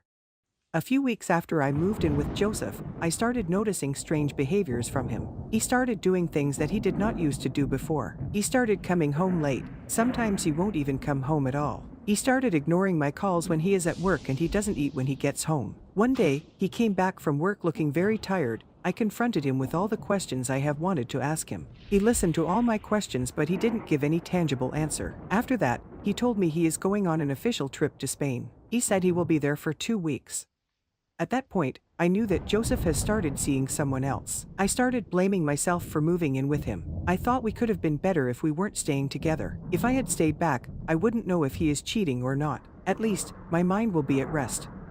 On the day of the official trip he claimed he was going, I overheard him talking to a lady on the phone. I didn't hear what he told her, but I knew he was talking to a lady. At that point, I decided to take revenge. I had a neighbor who has been eyeing me since I came to the house. He always compliments my dressing. Anytime we meet, he does not forget to tell me how beautiful I am. From the way he talks to me when we meet, I knew that he loves me. I was determined to take revenge on what Joseph was doing to me. On the day he was traveling, I followed him to the airport and made sure he boarded his flight before I left the airport. When I returned home, I went straight to my neighbor's room. I told him that my husband has traveled, so I need someone I could talk to. I said I didn't want to stay in the room alone because it was boring. He went to his fridge and brought me a drink. He was about to return to where he was sitting when I draw him back. I didn't allow him to say anything. I started kissing him roughly. You could see it was what he was craving for with the way he was moaning. He walked me to his bed and we continued until we were all exhausted. Hey, guys, please let me know if this is right or if this is what I should do, or please let me have your thoughts on this. How I celebrated 2020 and what I'm willing to do in 2021. Hi guys, I am Tess. I am the last of a family of 5 children. The girls were 3, and the boys were 2. I was the third girl and the last child, and I must confess it had its advantages. I had the protection and favor of my elder siblings while growing up. If I was denied anything by either of them, I just had to go the next, and even I was still denied, I knew that I would get it before going to the 5 of them. On one rare occasion, it seemed as though they all ganged up on me as I was surprised when they all turned me down. Well, I always had a backup plan, Mummy or Daddy. It was really incredible being the major object to favor. During my childhood days, I was not given much chores as the others. I had the luxury of sitting in front of the television with a bowl of popcorn, while others cleaned the house, and if I was asked to assist during my time out, I simply cried my eyes out until either Mummy or Daddy intervened by asking that I be left alone. I was not being spoilt. I was simply enjoying what every child who has siblings older than her should enjoy. It was as I advanced to my teenage years that I discovered that everything with an advantage equally has a disadvantage. I was sent on errands around the house at odd times by everyone. I was called to bring this, take this, pick this, get this, wash this, and every other annoying message which seemed to be available each time I wanted to have some fun. My strategy of crying and making noises just to alert Mummy and Daddy that it was time to come to my rescue seemed to now work very well against me, as they only ended up getting mad at me for my disobeying my elders who did things for me when I couldn't do them myself. They made me understand that I was now grown up and needed to assume a level of responsibility around the house just as everyone else did. It was during those times I greatly wished that I was still the baby Tess that everyone wanted to pamper. The one-time center of attention for a favor now turned to the object used in getting little things done. Nevertheless, I would never trade my siblings for another. It was nice to have people that are ahead of me because it gave me an opportunity to learn from their mistakes and experiences. They always seemed to have opinions on every experience I was going through, and most times they would tell me how certain things were likely going to play out. My both parents were huge, and so we all looked bigger than our ages. At 20 years of age, my eldest sister, Nellie, could easily be mistaken for Daddy's wife. She even behaved like a mummy, assistant mummy. She always looked out for the welfare of the rest of us. She wanted everything done in order, just as Mummy would. She was neat, and would always frown at anyone who dropped a waste anywhere, or anyone who moved past something that was out of place. She was articulate and precise. In the absence of Mom, she assumed the responsibility of dishing out chores and making sure that each one of us does thorough work. She always tried as much as possible to avoid mistakes, and she got so hard on herself when she did. Nellie was good at studying people, and often used her head rather than her heart. She was not always moved by emotions and sentiments. She was the toughest of us all, and she always demanded respect from the rest of us. This was where she often had issues with Richard. Richard was the second child and first boy. He was 2 years younger than Nellie, but you would think he was married. At 22, Richard looked so mature that if you visited our house when Dad was away, you would think that he was the man of the house, even though he never acted so. He loved his space and hated being bossed around, something Nellie often did. This was no wonder they always had issues that we had all gotten used to. Richard was a fine young man who was heavily built. He had no issues getting the attention of ladies. On several occasions, Richard had been approached by women who were far older than him. There was one time he was even approached by a married lady who was twice his age, and all she just wanted was sex. He, however, how best not to set a bad example for the younger ones who were behind him, so he often had his escapades with ladies outside the home. Patty was next in line. She was 2 years younger than Richard. She easily got along with people and had a great distaste for arguments. If you ever got into an argument with Patty over something that was rightfully hers, she was likely going to let it go. She always loved a serene and peaceful atmosphere. Patty was emotional and naive, and one could easily take advantage of her. It was no new thing to see Patty crying over a guy. She never did seem to learn her lesson though, as the next guy who shows her a little bit of affection was sure to win her heart. 2 years after Patty was born, my parents welcomed Tim into the family. Tim was a good friend to keep, but a very bad for to have. He could love as easily as he could hate. Tim always saw the good in everybody, until he was shown their bad side. He was the kind of person who wouldn't judge another based on rumors. Tim had no issues trusting you. But when you betrayed his trust, one thing was certain: you had found a foe for life. It took about 3 years before I was introduced into the family tree, and that was because my parents never really planned for me. I came anyhow. Though I wasn't planned for, I was welcomed. My parents, however, took measures to ensure I had no one behind me. We were a typical family, just like everyone else. We had the regular fights and misunderstandings which children in other homes had. However, one thing which was clear to outsiders was that they were not permitted to mess with either of us. An assault on one of us was an assault on all of us, and you could be sure that we would always react as a group. One time when Patty was 7 years old, she was constantly picked on by a bully in her class. He constantly took a part of her lunch. Patty was not suited for a fight, so she constantly let him have his way. This bully threatened to severely deal with her if she reported to anyone. She suffered quietly, not because she was afraid of what would become of her when she told her elder siblings, but she knew what awaited the bully once Nellie and Richard, who were 9 and 11 years then, get to know. Her fears soon came to pass when the news of her maltreatment got to Nellie through a friend of Patty's. Nellie wasn't going to wait around to confirm it the rumor was true. She immediately marched down to the playground and saw crying as the bully was about to leave with part of her lunch. Like a hungry lioness who just found a defenseless lamb, Nellie pounced on him with all of her aggression and might. The bully couldn't tell what had hit him, but it hit him really hard. Patty and the few kids around stood watching. Nellie couldn't be stopped, and most of the kids didn't even want her to, because they have been victims of this notorious bully. Some kids ran to call any teacher in sight, while others ran to call Richard to come and stop Nellie. Richard was in class when he was told that Nellie was fighting at the playground. Richard quickly rushed to the playground, and rather than stop Nellie, who was beating up the bully, he immediately joined her to inflict more pain. The teachers finally arrived and separated the fight. That day, our parents were called alongside the parents of the bully who had just lost 3 teeth. Upon inquiry, the school authorities discovered that Patty was not the only victim of this bully who had constantly picked on kids. He was suspended from school for 4 weeks while Nellie and Richard were sent on detention for taking laws into their hands. When the bully returned, he avoided Patty like plague. Even though we watched out for each other, and we often spent time together, there were still moments where the girls had secrets that they were not willing to share with the boys, and of course, there were things too that the boys didn't share with everyone else, so you could find the boys alone, separated from the girls. I, however, had the privilege of listening to both parties when I was allowed. I was the baby of the house after all. We all knew that Patty was vulnerable because of her personality, and could easily be taken for granted, so Nellie decided to help her whenever she passed through any crisis. She acted as a guide, especially when it came to relationship issues with boys. What Nellie did for Patty, Richard did for Tim. Although Tim was more outspoken than Patty, it seemed as though he could sometimes be as naive, especially when it had to do with ladies, and so Richard, who was ahead of him in every way, equally acted as a guide. It didn't matter what advice and guidance these two had, they always seemed to fall prey. There was a guy who moved into the area where we stayed. He was 23 years old. He was cute, and the kind of guy every girl would die to have, and Patty was one of the girls. Ladies began flocking around him. Patty felt like the luckiest girl in the world when he started making advances at her. What others were running after, came running after her. She felt special, and that feeling was what got her into a mess. He was all Patty could, and would choose to think about. She went out of her way to please him as much as she could. Nellie knew this guy was no good. She had been there before, and she saw the red flag. She tried telling Patty to take things slow because not much was known about this guy. I watched as Patty defended him. She said his name was Matt, and he wasn't just any guy. Nellie knew that at this point, nothing she said to Patty would be welcomed by her, so she left her. It wasn't long before the things Nellie said started coming to light. Matt always had one sorry story, or the other to tell, so that he could feed off Patty's allowance. Whenever he took her out on a date, he always seemed to have misplaced his wallet, which he claimed contained his credit card. Patty would end up paying.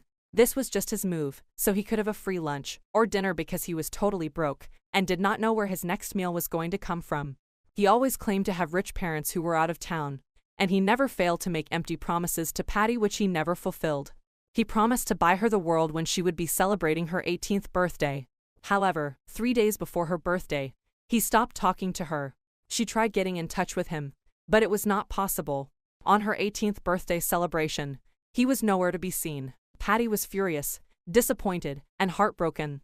How could he disappoint her on the very day that she needed to show him to everyone? She just hoped that he had a good explanation. She couldn't imagine her elder sister Nellie being right all along. It was the day after her birthday celebration that he sent a message to her through one of his friends. He claimed to have been in the hospital for 3 days, and only just got back home. Patty felt bad, guilty, and sad. She became angry at herself for thinking that Matt may have played her when he was in the hospital all along. She quickly over his place. She was determined to stand by his side. Before leaving his place, she gave him part of the money she had received the previous day during her birthday celebration. It was when she had almost boarded a cab that she discovered she had left her mobile phone behind at Matt's place. It was when she was about knocking on the door that she overheard his discussions with his friends. He was not ill. He never was. It was his plan all along. He had no money to buy her the things that he had promised her for a birthday, and so he had to devise a means to stay away. He equally did not want to take the risk of being seen by some of Patty's friends who were equally his victims. He equally knew that Patty would get some monetary gifts at her birthday, and he wanted to have a share, and now he had. He had killed 3 birds with 1 stone. Patty listened with teary eyes as Matt and his friends made jest of her. They called her stupid, naive, crazy, and delusional for falling for Matt. They said that they were amazed to see someone this big with no brains to match her size, and it was only a matter of time before Matt would sleep with her. Patty was hit hard, and her wound was too deep. She had heard enough. She would probably die right there if she heard any more. She quickly turned around and picked up a cab. The cab driver really felt sorry for Patty as he drove her back home. She was weeping as though she wanted to die from it. The driver, who was seriously concerned about what might have happened to her, failed at getting an answer from her. Immediately he got to our house, she ran out of the car and made her way into the house without paying him. We were all in the sitting room, Dad, Mom, and the rest of us, when she ran past everyone without even waiting around to greet them. It was clear that something was wrong. But before we could get to her, she locked the door and began crying profusely. It was just then that the cab driver came knocking on the door and politely told us Patty was yet to pay him. He did get his money, but it was after he was made to answer a series of questions about what happened to Patty. He told us all he knew, and from all indications, he was telling the truth. Nellie knew that whatever it was that put Patty this way had to do with Matt. We tried getting Patty to open up. It had been a whole day since the incident. She had missed dinner, and breakfast was about missing lunch. We all took turns to appeal to her to come out. She seemed not to listen to anybody, not even Mom, and Dad could get her to open up. It was Nellie who eventually had her open up after she told her that she knew Matt was behind this whole thing. When Patty came out, she looked really pale, and so before asking her any questions, we all pleaded with her to eat some food. After eating, Nellie helped clean her up before Mom and Dad put her to bed. She needed rest. A lot of it. Richard and Tim eagerly waited just to know who or what had caused their sister such pain. They just needed a name and address. It was an hour before dinner time that Patty woke up and was finally ready to tell us what happened. Patty had barely gone halfway with her story when Richard and Tim made for the door, and we all knew their destination and next action. It took a lot for Daddy to restrain them both. Our dad was a cop, and so, he always wanted things done by the book. He had always been against us taking laws into our hands. After listening to Patty, Daddy noted that this was a fraudulent case of manipulation, one that the law seriously frowned at. Our dad did, however, note that, although Patty had just been victimized, there was no evidence to support her claim, and it was just her word against Matt. If we were going to get justice for Patty, then we needed to beat Matt at his own game. We needed some evidence. Patty was then made to call Matt that evening to tell him that she had left her phone at his place. Patty played her part so well that Matt didn't suspect a thing in the world. She asked about his health, about his friends, then asked to take him out for lunch the next day, so that he could bring her mobile phone along. It was the kind of opportunity Matt always desired, and so he readily accepted. The plan was to avoid going to his house now he was seen for what he was, a snake. Dad had to warn Patty against being in a private area with him because he could rape her. While she played her part, Dad would do some investigations just to know more about Matt. We all knew that Patty was going through a lot, and so we were very determined to give her all the love and support that she would need. She officially became the baby of the house on a temporal basis. Nellie knew that Patty had to set her emotions aside if she was going to successfully make Matt pay. She knew that Patty, who was very emotional, would find it very difficult playing Matt's own game of deception when she was still into him, so to help Patty, she called her into her room that evening for a chit-chat. I was already with Nellie when she entered the room. She immediately began apologizing to Nellie for not taking her advice when she gave it. Nellie couldn't hide a grin as she told Patty that she was never angry at her. I listened as she told Patty that she only knew it would turn out this way because she had been there before. Just like Patty, she had been hurt severally in the past, that she had now become familiar with the red flags and could tell someone who was a scam from a mile away. Nellie said that the knowledge she had gained from her bitter experiences made her decide to always put her head before her heart. She had toughened up over time. She now began advising Patty and me against tolerating what we don't like from a guy. She said that when you get a little bit tolerant, they end up trying to take you for a ride, and so, if at any point in any relationship we become uncomfortable, we should immediately call it quits. There should always be a line which we shouldn't let the guys cross. She then further gave an instance of her experience with a guy 3 years ago. She said that when the guy wanted to date her, she never liked him because he was dirty. He had a terrible body odor that his cologne couldn't hide. When he opened his mouth to profess his undying love, she could only smell death. His breath stank. She saw that they were not compatible in any way. She took cleanliness very seriously, and he just seemed too comfortable in filth. It was a red flag, which meant that she shouldn't go further, but because almost all of her friends were having boyfriends, she didn't want to feel left out, and so, she just tolerated him. It was when she was invited for a romantic dinner at his place that she knew the relationship was doomed. There was nothing romantic about the atmosphere. He was dirty to the bones and never seemed to care. This was more than she bargained for, and she wasn't having any more of it. It was when she told him that she couldn't continue anymore that he decided to rape her, and although he did not succeed because she raised an alarm, the incident traumatized her for a while. Nellie was a great sister, and she deserved every respect we gave her. Her words of encouragement were all Patty needed to hear. I usually enjoyed the times when we bonded like this. I never told anyone that I already had a guy who wanted me to be his girlfriend. Thanks to Nellie, I then knew that it wouldn't work because of the red flags I saw. Her advice then made me realize what my vision for the coming year 2021 was, growing in self-love and personal development, and I was determined to start actualizing the vision from the year 2020 that was soon going to be over. During lunch with Matt the next day, Patty was really composed. The words of Nellie last night had a great impact on her. She had rehearsed everything she was going to say, and how she was going to behave during lunch. As usual, she paid for the food with the money Dad had given her. Since the whole family was now involved, Dad and Mom made sure that she had the money needed to satisfy Matt's greed. Matt pounced on the dish without mercy. It was when he had eaten to his satisfaction that he then began reassuring Patty of his undying love. He claimed that he had been telling his imaginary rich parents about her, and they were eager to meet her when they got into town. Patty acted as she fell for his story, and even though Matt tried taking her back to his place, she claimed that she had to pick up groceries for Mom and that she had already overstayed. Before leaving, she gave him some money before he started making up stories. Later on during dinner, Daddy told us that he had been checking up the public records available, but nothing came out of it. There was no record of any Matt Delaney in the system. Something was not right. Why was there no information on him? It was at that point that my dad knew the case was more serious than we had taken it to be. He involved the state by officially opening a false identity and fraud case against the alleged Matt Delaney, and investigations officially began. Even though we were terrified at the suggestion that Patty took the risk of placing her life in the hands of a person she didn't know, we were relieved to learn that we now had the resources of the government about disposal. We, however, knew that we needed to play safe. We needed to be careful about the way we were using Patty as a tool in the investigation. It took 3 weeks before the breakthrough came. There had been 3 unsolved murder cases in various parts of the states.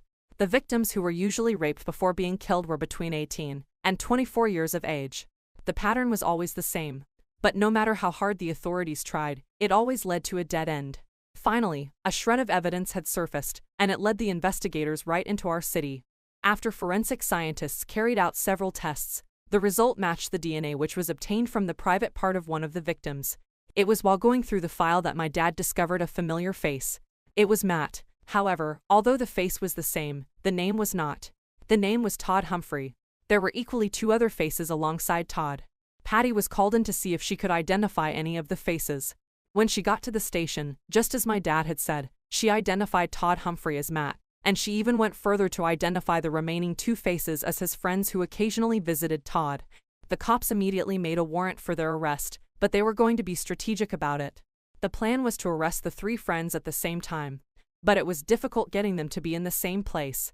Two of the friends of Todd were arrested while on their way back from getting supplies, and several illegal items such as guns, ammunition, cocaine, and various fake passports containing their names. Upon interrogation, they both agreed to be involved in the killing of the three murder victims. They claimed that they would study the victims for weeks before either of them would try to establish a romantic relationship with the victim. They equally gave accounts of how they would dupe the victims of large sums of money, and would eventually introduce the victim to drugs, but if the victim refused to be initiated into the use of drugs, they then knew that they stood a chance of getting reported to the authorities, and so, had no other option than to end the life of the victim. This, they did by taking turns to rape her before killing her. They noted that all three of their victims had refused to take drugs. The police raided Todd's house, but he wasn't there, just as his friends had said. They said that they have certain times which they communicated, and if there was no communication from anybody, then it was an indicator that something had gone wrong. It was when they were about communicating with Todd that the cops showed up, and Todd would probably have gone into hiding. The cops further questioned them to know if they had any idea where Todd might be hiding, but they said that they had decided against letting each other know their whereabouts, just in case the police caught up with any of them. It was at this point that the police knew that Patty was their biggest chance of catching Todd, but they knew that if they alerted the neighborhood, he would be certain that he was wanted, and would further try to evade them, so they waited to see if he would contact her, and he did. Todd called Patty and claimed to be in danger. He said that some persons were after his life. They wanted to kidnap and make some money off of him because of who his parents were. He asked Patty for some money to get out of the city but promised to send it back to her when he got together with his parents. Patty said that she could have the money ready by 2 p.m. the following, but she didn't know how to reach him. He said that he couldn't disclose it to her for her own safety. However, he told her to get ready by 2 p.m., as he was going to call her to give her directions on where to meet. As soon as he hung up the call, the cops who had been listening began setting plans in motion. The money was made available to Patty, who equally had a tracker placed on her. The cops would have stationed themselves around the area where she would be meeting up with him if he had disclosed the location, but he was smart enough not to. He called Patty 2 hours before the agreed time. This action almost jeopardized the plan of the cops, who were not yet ready, as they thought that they still had 2 more hours. Patty was left with no other option than to go without the cops, as any delay would get Todd suspicious. Although all hope was not lost as she had the tracker on, the cops were far behind. Patty soon found herself in a popular clubhouse filled with all manner of people. It was a place she had never been to. It was while she stood inside looking lost that she received a text asking her to come to a particular room upstairs. It was in there that she met Todd. He observed that she was not as excited as before, and when he asked her what the matter was, she said she was only really sad that he would be leaving. He seemed to fall for the lie, even though she was afraid, as every other person who was alone with a murderer would. After she gave him the money, he wanted something more. He wanted what he had long desired. But this was something that she didn't bargain for, so she told him that she needed to go home before they realized that she had been gone for too long. He wasn't buying this now. This was the last time that he was ever going to set his eyes on her, and he would have his way, one way or another. He reached for her and forcefully started taking off her clothes. When she resisted, he hit her really hard, and that was when the tracker fell off. Todd was furious. He knew that Patty was a means of getting to him. He immediately pulled a gun. But before he could pull the trigger, the cops broke into the room, and a gunfight ensued. He was shot multiple times to the head, and he was pronounced dead on the spot. But not after a shot fired by him hit Patty on her chest. We all waited in the hospital for the doctor's verdict. When he came out of the theater, he said that Patty would live. The bullet had missed her heart. She was stabilized.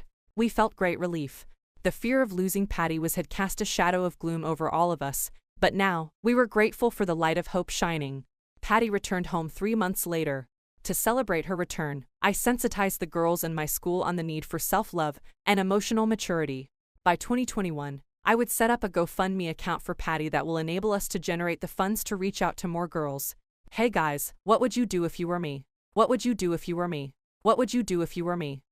Why Sophia must take a very difficult decision. My name is Sophia. I am 16 years of age. I was born in Miami and I lived there with my parents. I attended St. Margaret School. After graduating from St. Margaret, I moved to St. Paul High School. When I joined St. Paul High School, A lot of boys approached me. They wanted to date me, but I was not interested in any of them. I became the topic of discussion among the boys in the school. Everybody was giving me different names. Some said I am boastful, while others said I have pride. Others that I did not know said a lot of unpleasant things about me. I was different among all the girls in the school because most girls in the school had a boyfriend in the school. I saw it as something that wasn't acceptable, so I did not engage in it. Days went by and I continued to keep my stand. I knew the best thing was for me to stay outside any relationship in the school, even though I needed someone I could confide in then. A few days before the examination, I heard that everybody in my class planned not to sit close to me in the exam. They said they wanted to use that to send a message to me that if I do not their wish, I would suffer in school. I was laughing as Mary was telling me. She said she told me because she loved my personality and she thinks what I am doing is the best. What I heard from my junior Mary prompted me to read harder than I was doing before. I started reading at night because I wanted to be well prepared for the exam. I had another motivation to do well in my exam. My dad promised to take me to a cinema to watch a movie if I perform very well in my exam. I haven't watched a movie in a cinema before, so I thought this was the perfect opportunity to do so. When I got to school on Monday, the head teacher came to the assembly ground and told us that our exam will commence the next Monday. He urged all of us to read very well for the exam. He said at the end of the exam, the best student will be rewarded with the new iPhone 12. When I heard the announcement from the head teacher, I became more motivated than ever. I was using an Android phone then and it was not even a big phone. There were a lot of things that I was not able to do on my phone. My dad decided not to buy another one for me until I graduate from high school. After the announcement, the head teacher told us to go to our classes. As I was walking to my class, I could not take the thought of owning an iPhone 12 off my head. It sounded like the biggest motivation. 2 hours to the end of the school activities, Mr. John came to our class to inform us that he has prepared our timetable. He took his whiteboard marker and started writing. I took one of my notes and I wrote the exam timetable. I was happy with the timetable because 2 of my favorite subjects were slated for the first day. I loved mathematics and English language a lot. Therefore, when I saw that they were my first paper, I became happy and more willing for the exam to start. At exactly 2 p.m., the timekeeper rang the bell for the close of the day. I picked my bag and I rushed home because I was very hungry. When I got home, my mom had already prepared lunch. She told me to take off my school uniform and take a shower before eating. I wanted to eat first before doing any other thing, but I know my mom would not allow me to eat if I do not do what she says. I dropped my bag in my room and I took off my uniform. I entered my bathroom and I took a shower. I changed into another dress before coming out of my room. I rushed to the dining where my food was. I ate the food hurriedly because I was very hungry. When I finished eating, I sat on the couch to relax my brain because I was very tired. My mom sat close to me and she was asking me what happened in school. I told my mom what the head teacher said on the assembly. I asked her if she would allow me to use the iPhone if I win the award for being the overall best student in the school. My mom said I have come of age, so she cannot stop me from using an iPhone if I am awarded as the overall best student in my school. I was very happy, but I needed to confirm with my dad too. I sat patiently on the couch waiting for my dad to return from his office. When my dad returned from his office, I waited for him to take a shower and his lunch. I know it was his tradition to always watch CNN News before going to bed, so I waited on the couch. A few minutes later, my dad came to the sitting room and sat close to me. As soon as he sat, I told him what our head teacher said in school. My dad said it's a welcome development. He said he likes what the school is doing to motivate its students. I told him that the question I have for him is that I want to know if he would allow me to use the iPhone 12 if I am awarded as the best student. My dad said he has no other option than to allow me to use it because if I win, it will be a product of my hard work. I smiled, I appreciated him, and I went straight to my room.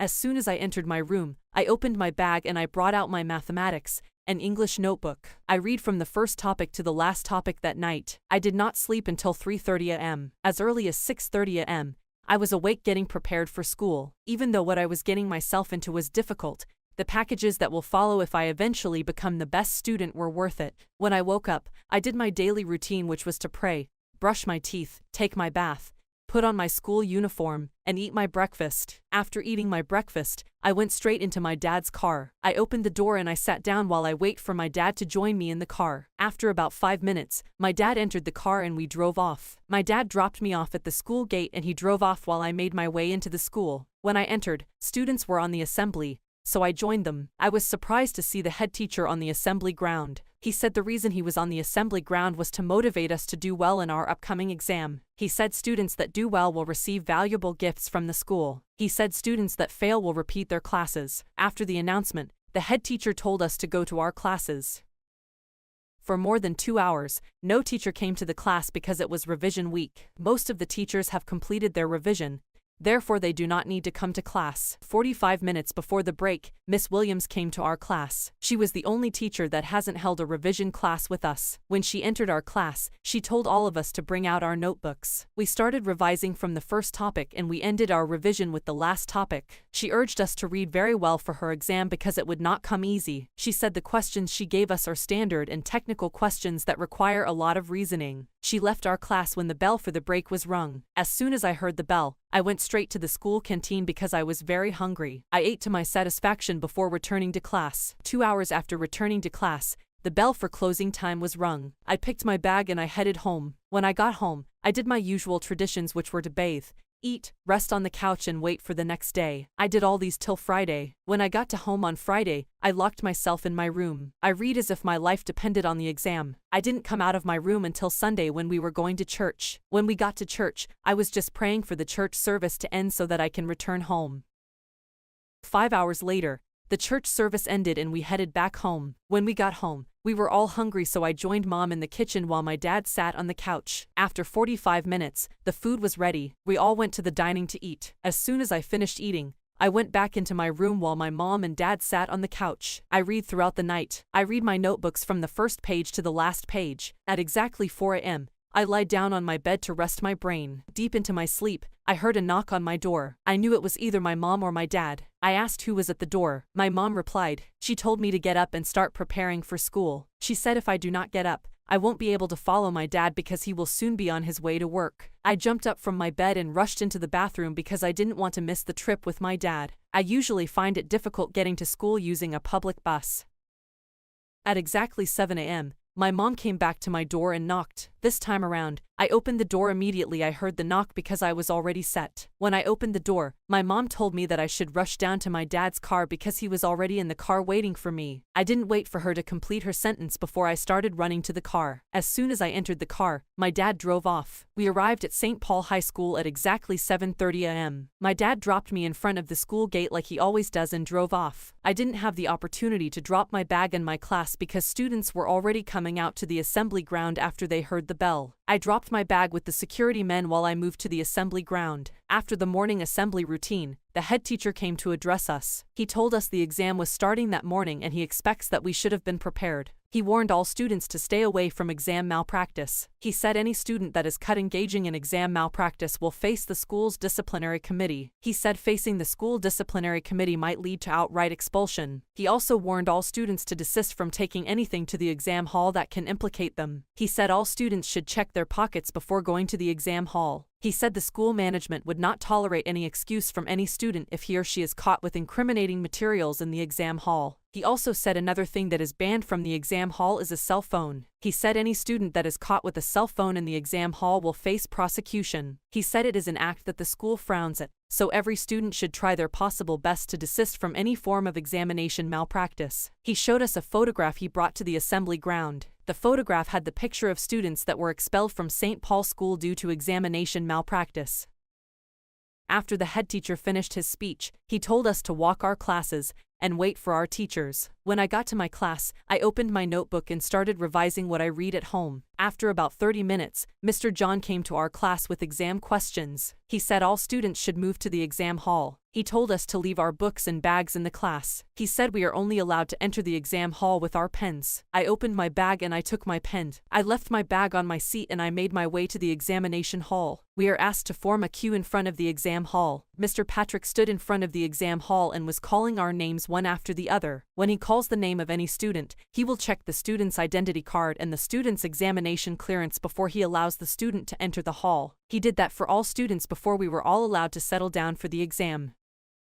As soon as he noticed that we were all seated, He started distributing the exam questions. After distributing the exam questions, he took his whiteboard marker and wrote the starting and stopping times on the whiteboard. After writing the start and stop time, he told us to start. He went around the exam hall to check if there was any student that brought any incriminating material while the head teacher was monitoring the exam through the CCTV camera in his office. The exam started at exactly 9 a.m. Therefore, at exactly 11 a.m., we were asked to submit our papers. As soon as I submitted it, I rushed back to my class to revise before we will be called for the next examination. 30 minutes after, we were told to return to the examination hall for the next subject. The same procedure that was carried out for the first exam was carried out for the second exam. We queued and presented our identity card and examination clearance before we were allowed into the examination hall. The second examination began at exactly 11:30 a.m. The examiner gave us 2 hours. When I collected the question pair, I smiled because everything I have been reading throughout the previous week came out in the exam, just as Mr. Patrick did in the first paper. He took his whiteboard marker and wrote the start and stop time as soon as he gave us the examination paper. He told us that everyone will submit at exactly 1:30 a.m. irrespective of whether the person has finished solving the questions or not. He said those that are through before the slated time are allowed to submit. I started solving the questions from the first to the fifth. The exam had 7 questions, but the instruction of the examiner was that we should answer 5 questions. By 12:45 p.m., I was through with all my questions. I took my time to go through the answers one after the other to avoid any mistakes that might arise when the examiner is marking my script. The thought of iPhone 12 and a visit to the cinema would not want me to fail. I checked all questions and my answers and I saw that they were perfect. At exactly 1:15 p.m., I stood up from my seat and submitted my examination paper. As soon as I gave Mr. Patrick my answer booklet, he told me to go outside. I went back to my classroom waiting for other students to submit their papers so that we can be told to go home. At exactly 1:15 p.m., Mr. Patrick told all students to submit. He collected the entire answer booklet. When he came out, he told us to go home and prepare for the next exam on Tuesday. I was already holding my bag in my hand, so I didn't have to go back to the class. I immediately made my way to the school gate. Fortunately, I saw a taxi when I came out of the school gate. The taxi dropped me in front of our house. I gave him his money and I entered our house. Just as I usually do when I come back from school, I went into my room and took my shower. I changed into another outfit and I went to the kitchen to have my lunch. While I was eating, my mom asked me how the examination went. I told her my reading paid off because I saw everything I read in the exam. She was very happy. She told me not to relent. She told me to put more effort so that I can become the best student in my school. After my lunch, I sat on the couch to relax my head. My books were already on my table in my room. I put my alarm at 5 p.m. and I slept off on the couch. At exactly 5 p.m., the alarm started ringing. As soon as I heard the alarm, I woke up and I went into my room. I opened it and started reading for the next exam. I read until 1 a.m. before I retired to my bed. I woke up as early as exactly 6 a.m. and I went to the bathroom to take my bath. After taking my bath, I put on my uniform and I came to the sitting room to wait for my dad. When my dad came to the sitting room, he was surprised to me in the room already dressed. We all took breakfast and we went into his car. At exactly 7 a.m., we arrived at my school. My dad dropped me off and he went on his way while I made my way to my class. At exactly 7:30 a.m., we were called to the assembly ground. The head teacher reminded us of all the rules and regulations involving the examination. He told us to continue working harder to achieve a good result. He told us to go straight to the exam hall because the examination will start immediately after the assembly. When he left the assembly ground, we rushed to our classes to drop our bags because we will not be allowed to enter the exam hall with our bags. After dropping my bag, I rushed down to the exam hall. There was no time to revise, but I was confident that I had prepared enough. We queued in front of the exam hall as usual. We are only allowed into the exam hall after Mr. John checked for examination clearance. We started the examination by 8 a.m. and ended at 10 p.m. We were given an hour to prepare for our next examination. I went to my class, picked my bag, and went to a silent place to read because many students were making noise in my class. I was there when I heard that the bell has been rung for the exam. I went to my class to drop my bag and I joined my colleagues in the exam hall. We started the exam at exactly 11 a.m. and it ended at 1 a.m. After Mr. John collected our examination booklet, he told us to go home. I rushed back home to prepare for the next day's examination. That was my routine throughout the examination period. It lasted for 14 days. On the final day of the exam, the head teacher applauded all students. He said we have all done well, but only one student can be awarded the prize of the best student. He told us to go home. He gave us the date when the prize for the best student will be awarded. He said all students must come with their parents on the prize-giving day. On the prize-giving day, I woke up very early and took my bath. I went to my parents' room to wake them up. My parents were very surprised to see me at their door at that time. I told them to get prepared so that we can start going to my school. I was confident that I would be awarded the best student because I read very well during the exam, and I was able to answer all the questions that came my way in the exam. I left my parents' room and went back to my room to put on my clothes because I had already taken my bath. After putting on my cloth, I came to the sitting room to wait for my parents. At exactly 7:30 a.m., my parents came out of their room already dressed. My mom prepared a light breakfast for us. After eating breakfast, we all entered my dad's car and he drove off. We arrived at my school at exactly 8 a.m. The parking lot was filled to the brim with different cars. The hall was filled as students and parents were seated patiently to see which student will go home with the award of the best student. The head teacher made his way to the podium and declared the ceremony open. He appreciated everyone present at the occasion. He said the occasion is to celebrate the student that performed better. He said before the announcement, there are other activities like singing, dancing, and debate competition. After 2 hours, all activities ended and it was time to award the best student. The head teacher said he will call 3 students to the podium. He said the 3 students had the best result. He said only of those 3 will go home with the prize. He said the other 2 will be compensated too. The head teacher told the gathering to help him welcome Mason Williams. She was received with huge cheers as she made her way to the podium. Next was Chris Taylor. He was also welcomed with sounding applause. I became scared when the headmaster mentioned 2 names without mentioning my name. I began to wonder if I would be called. I never lost hope because I knew I did well in my exam. After that, the head teacher said permit me to welcome Sophia White to the podium. I stood up with cheers on my face. My dad and my mom were smiling at me from where they were sitting. I walked to the podium and joined Chris Taylor and Mason Williams who were already standing. The head teacher reminded the gathering that every student on the podium did well in the exam. He said it's just unfortunate that it is only one person that can wear the crown. He said everybody is a winner including those that were not called to the podium.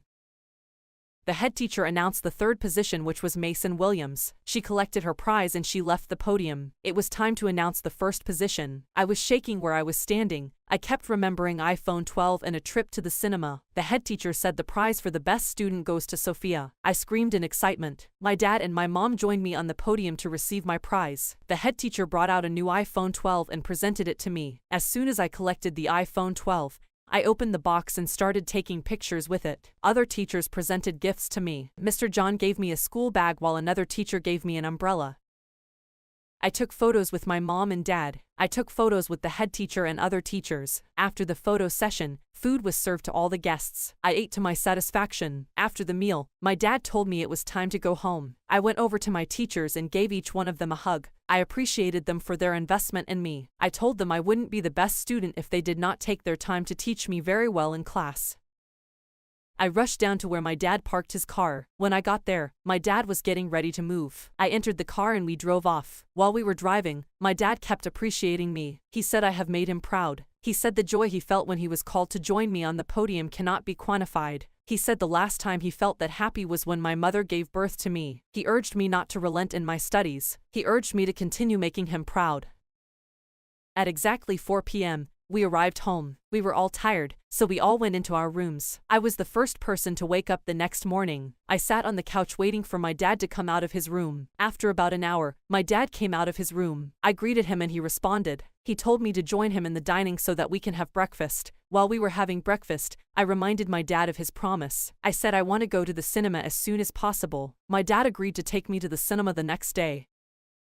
I woke up very early in the morning because I had some laundry to do. I packed my clothes into the bathroom and I washed them. After I finished my laundry, I took my bath. I checked the time and it was 7 a.m. I knew breakfast would be ready, so I went to the kitchen to eat breakfast. While I was eating, my dad came out of his room. He said we will be going to the cinema by 10 a.m. He said the movie we want to watch will be shown by 11 a.m. After I finished eating my breakfast, I went back to my room and picked up my novel. I read my novel until 8:30 a.m. before I slept off. I set my alarm at 9:30 a.m. before I slept.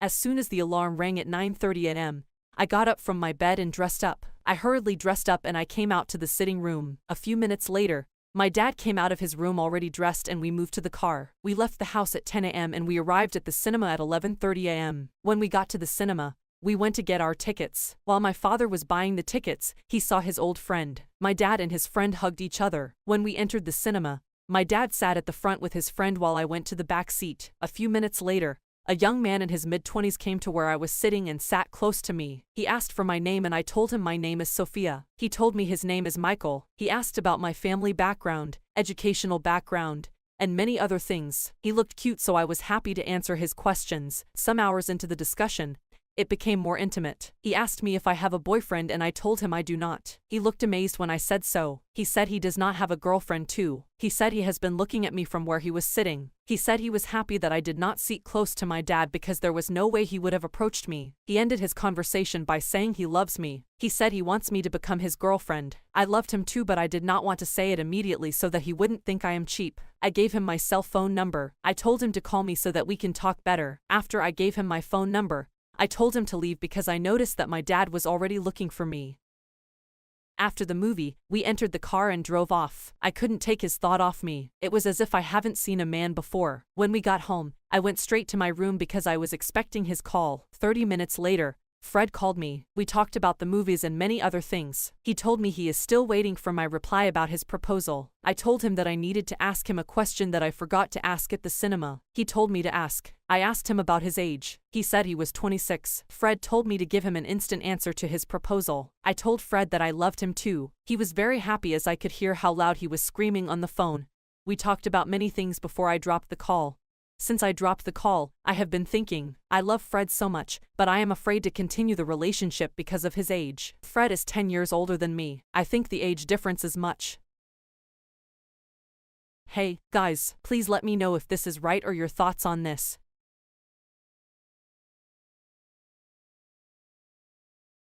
My name is Angel. I'm 18 years old. I was born in Michigan. I started my early life in Michigan. I lived with my parent in a decent apartment in Michigan. I attended Michigan High School where I completed my high school education. After I graduated from high school, I moved to Kentucky with my sister. My sister also lived with my parent until she graduated from high school. She moved to Kentucky when she got a job with the Kentucky Postal Services. When I graduated from high school, my sister thought it was wise to join her in Kentucky so that she could help me secure a job. 4 months into my stay with my sister, I got a job at the Kentucky Mall. The Kentucky Mall was one of the biggest malls in the United States of America. A huge number of people come into the mall every day. I was enjoying the job because it allowed me to meet a lot of people. I receive a lot of gifts from strangers who just admire how I do my job.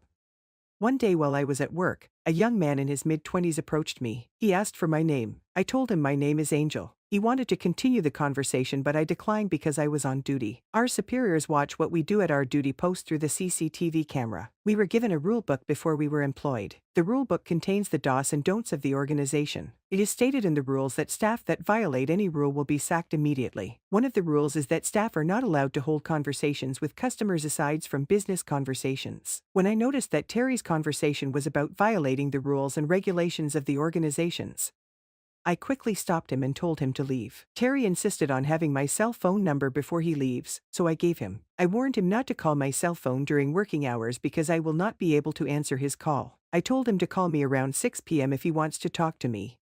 Terry collected my number and left. When Terry left, Mr. Patrick came to me and asked me why I was talking to Terry during business hours. I explained to him that what happened was not my fault. I told him I told Terry to leave when I noticed he was talking about something outside the business. I told Mr. Patrick there was no way I would be able to know that he didn't mean to buy something the first time he approached. Mr. Patrick was satisfied with my explanation. He told me to be careful with male customers so that I do not fall in the wrong hands of the law of the organization. I thanked Mr. Patrick and he left. I continued attending to customers until 6 p.m. When I checked the time and it was 6 p.m., I called the attention of the manager. I told him my time was up. The manager told me to wait for the person that will replace me before I leave. He said he has contacted her and she told him she will be there in 10 minutes. He pleaded with me to wait for her. At exactly 6:10 p.m., Mariah arrived. She knew I wasn't happy because it was her lateness that kept me at the duty post longer than expected. I handed over the goods to her and I went into the accounting room to calculate my sale for the day. At about 6:45 p.m., I finished my calculation. As soon as I finished my calculation, I handed over the money to the manager and I went into the bathroom to change my clothes because I wasn't putting on our company's uniform. After changing into my homeware, I headed out to my house. I was about to board a bus when I heard my phone ringing. I didn't pick the call because I wanted to settle down in the taxi before picking any call. No sooner had I sat down in the taxi than my phone began to ring again. I brought out my phone from my bag to see who was calling me. When I looked at my phone, I noticed that the call was from Terry. I didn't want to pick the call in the first instance because I wouldn't be comfortable talking to him in a taxi. But when he did not stop calling, I eventually picked the call and I told him that I was in a taxi. He asked me why I left work late. I told him the person that was supposed to replace me if I leave did not come early enough, so I had to wait for her. I told him to call me in the next 30 minutes because I would be at home by then. He told me he would do that and I dropped the call. At about 6:30, I arrived home. I was very tired and hungry. I went to my room and take a shower. After taking the shower, I went to the dining to eat lunch. After my lunch, I went back into my room to rest. I wanted to sleep well so that I would be ready for the activities of the next day. My job is very demanding. Most times, I usually stand on my feet from when I resume in the morning until when I close in the evening.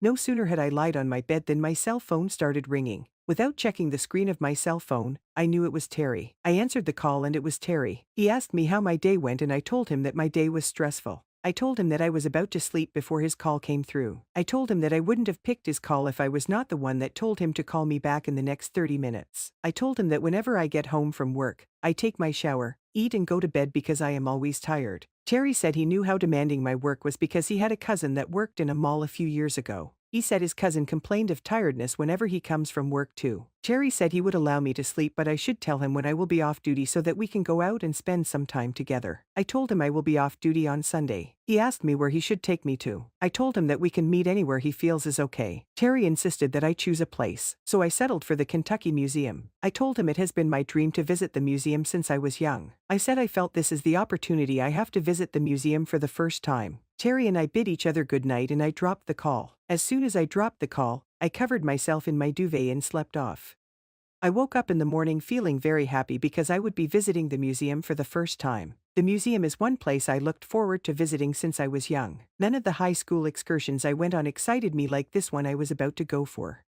While I was at work, I was hoping for Sunday to come. I did everything I had to do at work perfectly to avoid coming to work on Sunday. One of the rules of our organization was that any staff that fails to balance his account on Friday or Saturday will have to come to work on Sunday to balance his or her account. The management does not condone the postponement of the account of the previous week into the new week. On Saturday after the close of work, I rushed down to the account room to do my account. I made sure all my accounts were perfect before I handed over my sale book to the manager. The manager cross-checked my sale book with the money I gave him. He saw that everything was perfect before he allowed me to leave. I got home very late because I stayed longer than expected at the office. I ate first because I was very hungry. After eating, I went into my room and took a shower. After taking shower, I lied down on my bed waiting for the next day. While I was surfing the internet on my phone, Terry's call came through. I answered the call. We talked about many things. He said he couldn't wait to meet me the next day. I said I also can't wait. He noticed that I was feeling sleepy, so he didn't take much of my time. He told me to go and sleep so that I will be healthy for the next day. I bided him goodbye and I dropped the call. Immediately I dropped the call, I covered myself in my duvet and I slept off. I woke up very early the next morning because I had some laundry to do. I packed all my laundry clothes into the bathroom and I began to watch them. I finished my laundry in about an hour. As soon as I finished my laundry, I took my bath immediately. After taking my bath, I slept on my bed waiting for my sister to call me for breakfast. 15 minutes later, I hear a knock on my door. I stood up to check who was at my door. When I opened my door, I met my sister standing in front of my door with tea and her bread in her hands. She said she decided to bring it to my room because she knew I was tired. I thanked my sister and collected the tea from her. I took my tea and returned to my bed. The only thing I was waiting for was Terry's call. I didn't want to call him myself in order not to sound desperate. While I waited for Terry's call, I took one of the novels I bought recently and started reading. 30 minutes later, Terry called. He asked me how my night was and I told him it was fine. He asked me if I have taken breakfast and I told him I took tea and bread. He asked me what time do I want us to meet. I told him I am free throughout the day, so I am fine with any time he chooses. He said he would come and pick me with his car by 11 a.m. He said he doesn't want me to go through any stress. I was speechless as Terry was talking. I could see how caring he was. I told him I will be waiting for him in front of my house before he arrives. My sister was in the sitting room when I was talking to Terry. When I dropped the call, she came to my door and knocked. I was wondering why my sister was at my door again while I stood up to open the door. When I opened the door, I saw her standing at my door. She asked me who I was talking to. I told her the person I was talking to is my friend that I met at my workplace. I told her that he wants to take me to the museum today. She asked me why I didn't tell her about Terry before. I said Terry is just a friend and there is nothing between us. She told me to take care of myself when we go out. I told her that Terry will come and pick me in front of our house, therefore, she will have the opportunity to see him. After talking to my sister, I sat on the couch in anticipation of Terry's arrival. At exactly 11 a.m., I saw Terry's call. When I answered the call, Terry told me that he was in front of our gate. I rushed outside to meet him. When I got outside, Terry was sitting in his car. I told him to come down and say hi to my sister before we leave. I brought Terry into our sitting room and I called my sister. I left Terry and my sister and rushed down into my room to dress. After dressing, I came out and told Terry that we can leave. Terry and I walked to his car and we drove off. 30 minutes later, we arrived at the Kentucky Museum. The museum was filled to the brim as different people from other states came to see how the museum looked like. Terry took me through all the galleries of the museum. At each gallery, a museum worker was stationed there to tell people about the story of the gallery. After going through the galleries in the museum, we went to the restaurant to get some food and drinks. While we were eating, I noticed that Terry could not take his eyes off me. The looks on his eyes suggested that he had something in his mind. I sat patiently waiting for Terry to tell me what was in his mind because I was ready to accept him if he proposes to me. A few minutes into the discussion, Terry began to ask me relationship questions. Terry asked me if I am in a relationship. I told him I am not in any relationship. He asked me why. I told him I wasn't in any relationship because I haven't someone I love. He asked me if I have been in any relationship before. I told him I dated a guy while I was in high school, but it didn't last long. I told him that the guy and I went our separate ways when we graduated from high school. I didn't allow him to finish his question before I asked mine too. I asked him if he is in any relationship. Terry said he is not into any relationship. I asked him why he is not in any relationship and he said his answer correlates with the answer I gave him when he asked me the same question. Terry said he has been searching for the right person but he hasn't gotten one. He said since the day he saw me at the mall, he hasn't stopped thinking about me. He said everything about me just wowed him. He said he wants us to be dating. He said he will be happy if I accept his proposal. I remained speechless for a few seconds. I didn't know what to say. I loved Terry but I didn't want to appear to him as a cheap girl. So I decided to stretch it a little bit. I told Terry that I am afraid of men. I said I don't want to fall in love with a man who will later stop caring for me. I told him how most men run after ladies because of sex. Once they get what they want, they abandon the lady. Terry interjected. He said he is not like that. He said he will take care of me. He said he will love me to the end of time. He said if he didn't love me, he wouldn't have come to me the day he saw me. He said I should try and understand him and give him a chance to be my boyfriend. I looked at Terry in the eyes and it appeared to me like he meant what he was saying. He looked like someone that loved me truly. I told Terry that I heard what he said but he has to give me time to think about it very well. He said he is not in a rush. He said I should take my time to make the best decision that is good for me. After the long discussion, we left the restaurant. There was a concert going on at the museum, so we went there to relax. The invited musicians sang melodious songs that make everybody stand on their feet. I didn't know when Terry and I began to dance. We danced like couples throughout the show. The concert ended at 4:30 p.m. and I told Terry that it was time to go home. I told him that my sister will start calling me if she does not see me by 6 p.m. We went to where Terry's car was parked and we entered the car. At exactly 5 p.m., we arrived at my house. Terry came down from the car while I also came down. I was wondering why he came down. He walked close to me and he hugged me tightly. He whispered in my ear that he loves me. He said I should think about what he told me very well and make a decision that will make him happy. While I was about to enter my gate, he asked me that what time should he be expecting a positive reply from me. I told him that I need about a week to think about it. I said after a week, I will make my decision and I will let him know.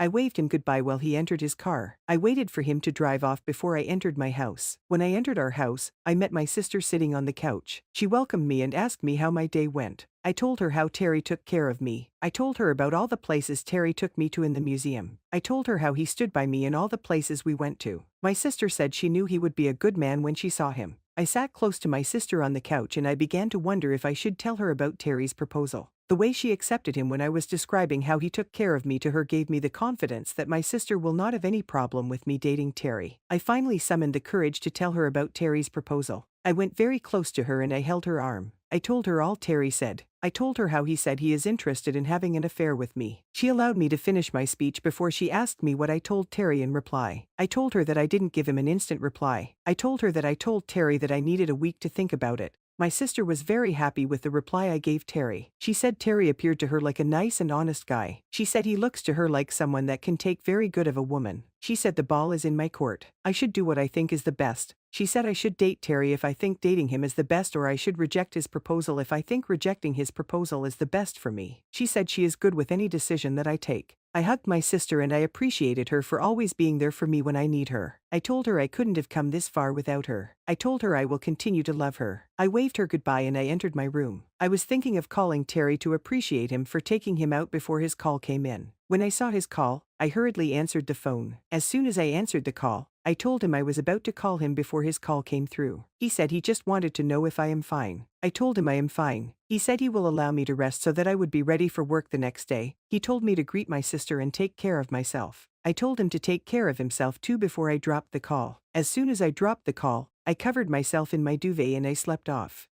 The next morning, I didn't wake up as early as I should. It took the intervention of my sister to get me up from bed. She kept knocking until I woke up. When I opened my eyes, the time was 6:50 a.m. and I have to be at work by 8 a.m. I hurriedly took my bath and put on my uniform. I called a taxi while I was dressing, so the taxi arrived before I finished putting in my dress. I got to work at exactly 7:50 a.m. I went straight to the manager's office to fill the worker's attendance sheet before resuming at my duty post. While I sat down at my duty post, I couldn't take Terry's thoughts off my head. My mind was already attached to him, but I was still having a second thought whether dating Terry was the best for me. At exactly 12 noon, we went for a lunch break. After I ate at the restaurant, I checked on my phone to see if I have a call that I needed to return before I returned to my duty post. When I opened my phone lock, I saw 2 missed calls and 2 text messages on my phone. I checked my phone and I noticed that it was Terry that called and he was the one that sent the text message. I immediately returned his call. I told him I didn't pick his call because I was at my duty post. I told him that the rules and regulations of our organization do not allow us to pick calls when we are on duty. I told him I can only talk to him during lunch break or when I am at home. Terry apologized and promised not to call me during work hours. He said he will only call me when he is sure that I am on lunch break. I told him that my time was up and I have to return to my duty post before I ran afoul of the law. I told him to take of himself. I told him I will call him when I get home.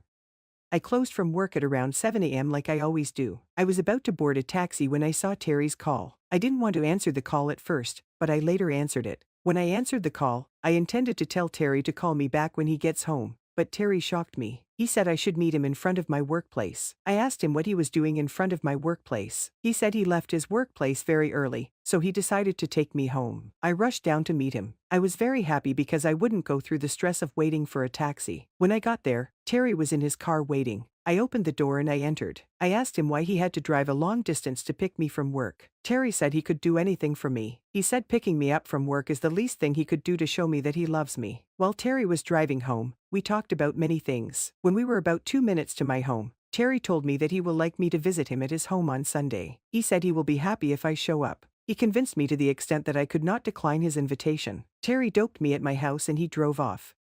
My sister noticed that I arrived home earlier than I used to. She asked me what happened. I told her that I didn't wait for a taxi today. I told her Terry surprised me by showing up at my workplace. I told her how Terry insisted that he was going to drive me home. I told her he didn't allow me to decline because he was already at my office before he called me. My sister couldn't believe it. She kept reminding me what she told me about Terry. She said she was convinced that Terry is a nice guy the first day she saw it. She asked me if I have yielded to his proposal. I told her I haven't, but I will by the weekend because he has invited me to his house. You could see the joy on my sister's face. She was very happy for me. She was happy that I was getting into a serious relationship for the first time. The D-Day came and it was as if I have never seen a man before. I had already called Terry the previous that I would be coming to his house by 11 a.m. I was already up from my bed at around 7 a.m. I woke up that early because I had to do some laundry before I leave. I went to my sister's room to collect her laundry clothes because she was preparing breakfast. I wanted to take the stress off her. I finished the laundry at exactly 9 a.m. I was about to enter the bathroom to take my bath when my sister called me that breakfast is ready. I told her to eat hers while I take my bath. After taking my bath, I went to the kitchen to take my breakfast. My sister asked me what I wanted to do next. I told her I was going to my room to dress up for my outing.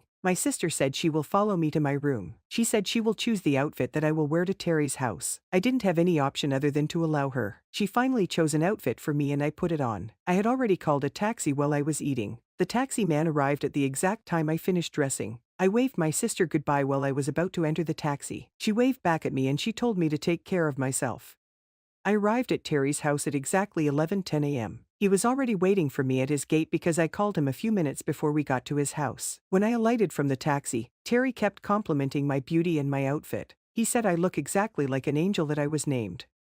We both entered his sitting room and I sat on the couch. Terry asked what I wanted, but I told him I ate before I left home. Terry was not happy with my response. Because I didn't want him to be sad, I told him to bring me a bottle of wine. Terry brought the wine to where I was sitting and sat close to me. He asked me if I have accepted his proposal. I told him that I have accepted his proposal because I was convinced that he is a nice guy. Upon hearing what I said, Terry hugged me tightly. I felt comfortable in his arms. When Terry noticed how comfortable I was in his arm, he kissed me and I kissed him too. We started kissing passionately on the couch. After kissing for some minutes, Terry carried me into his bedroom. We continued our kissing and romancing on Terry's bed. We romanced each other to the extent that none of us could hold it anymore. Terry and I undressed and we had sex. I experienced what I have never experienced in my lifetime and it was very interesting.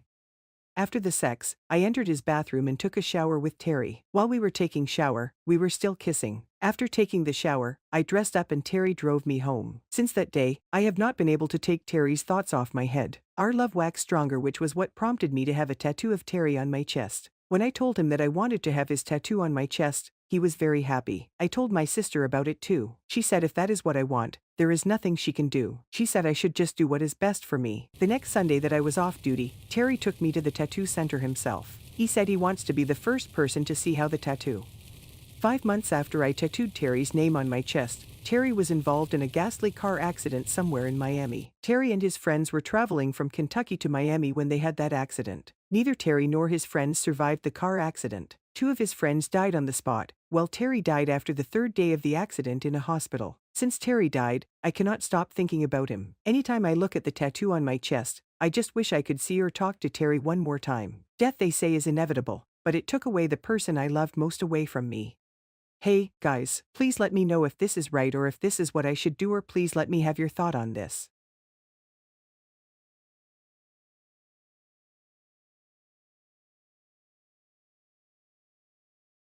Love can be found anywhere. It can be found in weird places and weird circumstances. This is a story that talks about how true love was found in an unusual circumstance. An emergency phone call that was made to solve a very important issue led to a great love story. Daniel is a respected police officer. He does his work diligently. He has received several recognitions from a lot of government agencies for standing firm in trial periods. He has led many successful operations. Daniel joined the police force because of his father. His father was a police officer too, but he retired before Daniel joined the force. Daniel chose to join the police force because of the stories of different operations he heard from his father. During weekends when Daniel's father is at home, he usually tells him about dangerous operations they went. All these stories and the love Daniel had for the United States made him decide to join the United States Police Force. When Daniel graduated from high school, his father was still in service. He usually follows his father to the office once in a while because his father was a senior police officer. From there, he started knowing little things about the police force. He followed his father to the office one Sunday morning. Unfortunately,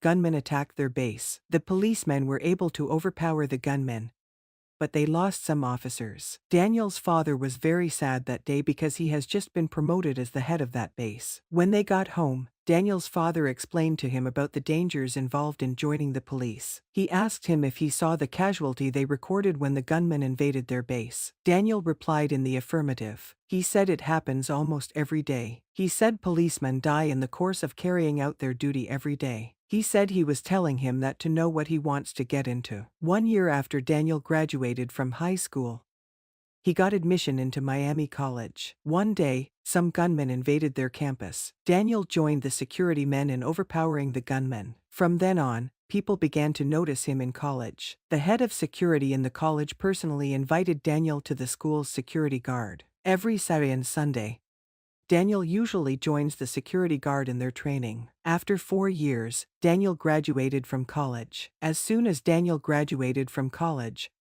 he joined the police force. Fortunately, his first posting was to his father's base. But unfortunately, his father retired 2 months before he was posted. Daniel was happy that he was able to fulfill his dream of becoming a police officer. He carried out his duties diligently without fear or favor. He was always ready to tackle the enemies of the state. 5 months into Daniel's stay at his base, a beautiful female police officer was transferred to his base. On her arrival, she was brought to Daniel's office for briefing because he is her immediate boss. Because of Mary's hard work, she became Daniel's favorite officer. They did everything together. They went on deadly assignments together. As time passed by, they began to fall in love with each other, but none of them was ready to make the first move. Months went by without any tangible approach from any of them. One day, Daniel went to the gym with his friend Tony. After the gym, Daniel told Tony about Mary. He told him how he cannot stop thinking about Mary. He said he is afraid to share his feelings with Mary because of 2 things. He said the first is that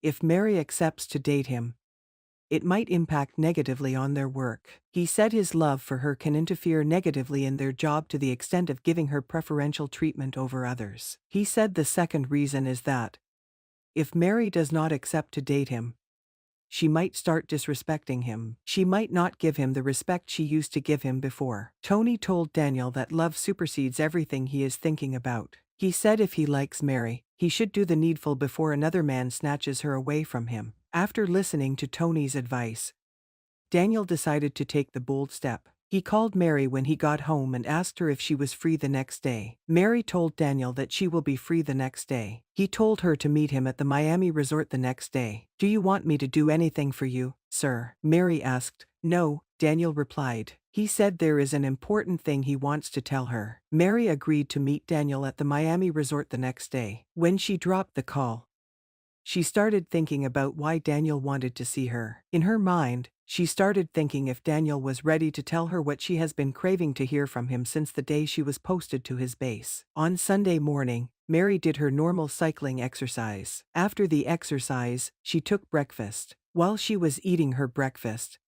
she called Daniel to ask him the time they are to meet. Daniel gave her the honor of choosing the time she felt will be most comfortable for her. Mary said she thinks 12 is better. Daniel said he has no problem with the time she chose. After eating breakfast, Mary went to the bathroom and took a shower. At that time, the time was 8:30 a.m. She felt she had a lot of time because her house is just 30 minutes drive to the Miami resort. Not knowing what to do, Mary put on her television set and started watching a movie she bought. She has been watching the movie for more than a month. She has not been able to complete watching the movie because of her busy schedule at the office. She thought that, since she still has like 2.5 hours before she leaves home, the best thing is for her to continue her movie from where she stopped. She loves the movie so much because the movie details the day-to-day job of a police officer. The movie was recommended to her by one of her colleagues. She watched the movie until 10:30 a.m. When she noticed that the time was 10:30 a.m.,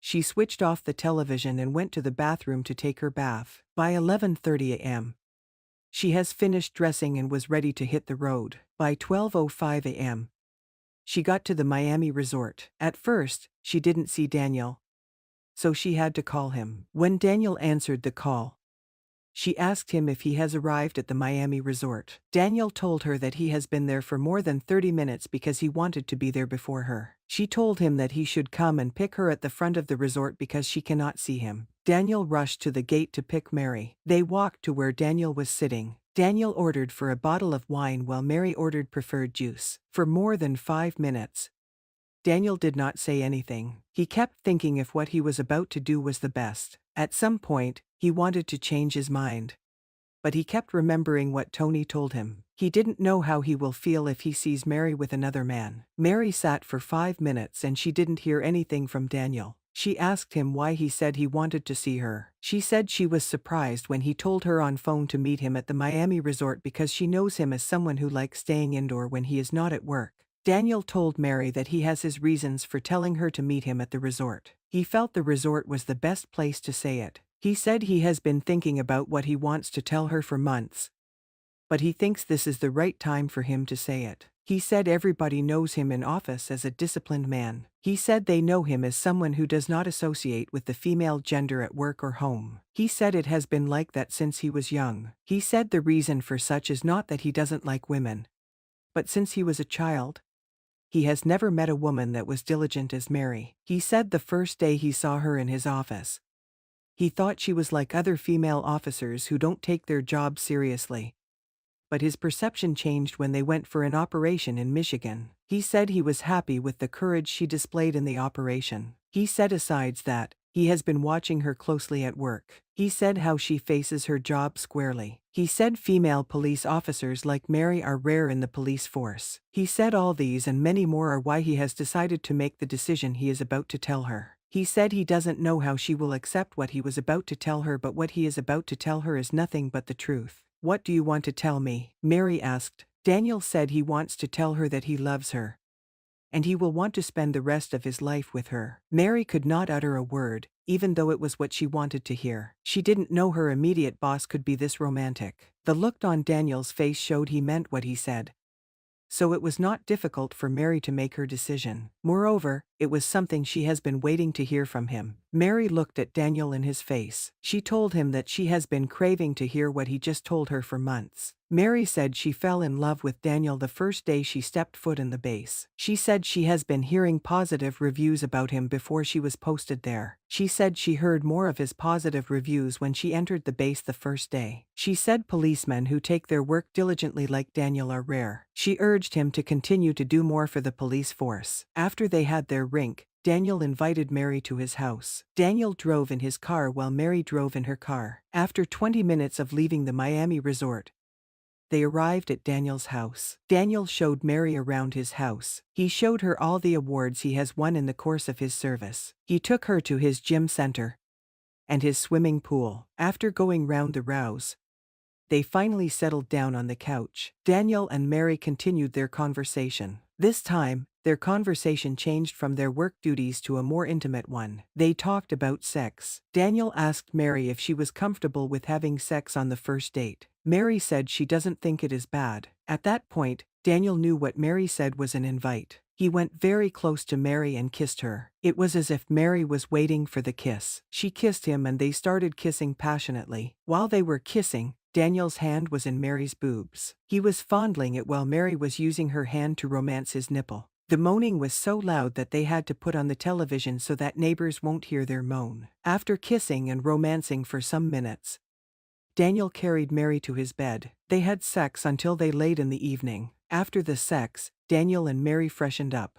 Mary entered her car and left. After that day, their love became stronger. They continued to visit themselves often. Every visit was an avenue to have sex. Mary decided that they should keep their relationship away from their colleagues. Nobody in their office knew about their relationship. After 6 months of dating, Daniel decided to take the bold step. He decided to officially wed Mary. He decided that the first thing to do was to take Mary to his parents. On Friday, he called his parents and told them that he has a surprise package for them. He said they should prepare for him on Sunday. That Sunday morning, he told Mary to meet him at his house. When Mary arrived, they had quick sex like they usually do before they headed to Daniel's parents' house. When they got there, Daniel's parents were surprised to see him with a lady. They didn't know anything about her relationship before that day. He hugged his parents. He told them that the surprise package he has for them is Mary. He told them he and Mary are colleagues at work. He told his parents how he was made her immediate boss on the first day she was posted to his base. He told them how he was always thinking about her but didn't dare to approach her. He told them how Tony acted as the game changer. He told them how he finally summoned the courage to approach Mary after Tony told him to do the needful.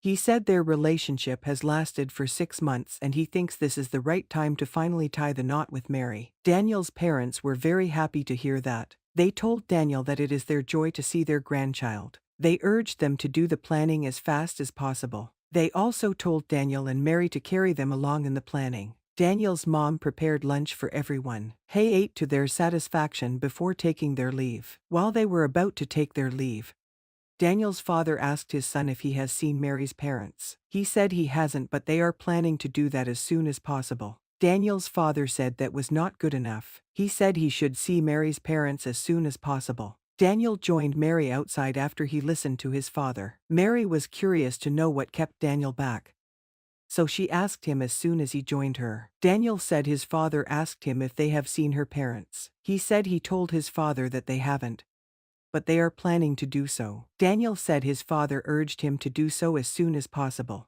While they were driving home, he told Mary to call her parents on phone. He said she should inform them of their visit. He said she should ask them when they want him to come and see them. Mary put a call through to her dad. She told him that she wants to bring someone to him. She asked him when she should come and see him. Mary's father said he and her mother will be free on Saturday. He said she can come anytime on Saturday. With that, Daniel and Mary decided that they will see Mary's parents on Saturday. Mary slept at Daniel's house that day because she was very tired. They went to work together the next day. Their colleagues were surprised to see Mary coming down from Daniel's car. They decided to make their relationship public.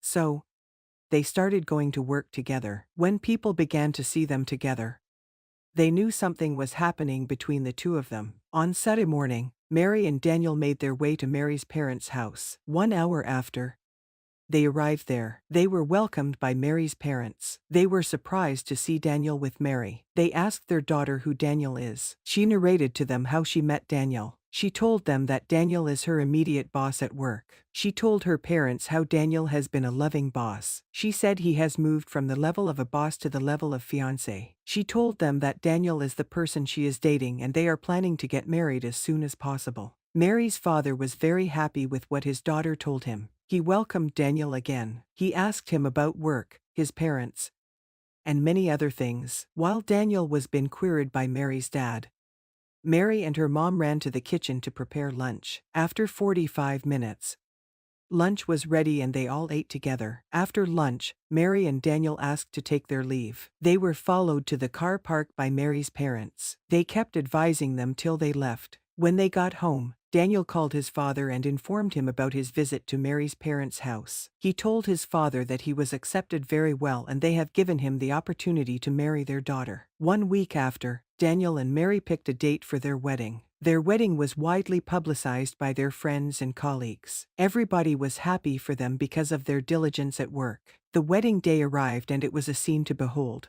Guests came from all spheres of life to witness the occasion. Almost every police officer in Miami was at their wedding. They got a lot of gifts from the police high command. The couples got a new car from their boss because they fulfilled certain conditions. The police force had a rule then that if police officers marry each other, they will get a brand new car as a gift. As soon as Daniel collected the car gift, he handed over his old car to one of his friends that does not have a car. After the wedding party, Daniel and Mary returned to their hotel room. The next day after the wedding, they traveled to Paris for their honeymoon. 2 weeks after, they returned to Miami because their holiday was over. The next day, they resumed back at work. Before their resumption, the Miami police have been fighting some deadly armed robbers. The armed robbers had sophisticated weapons.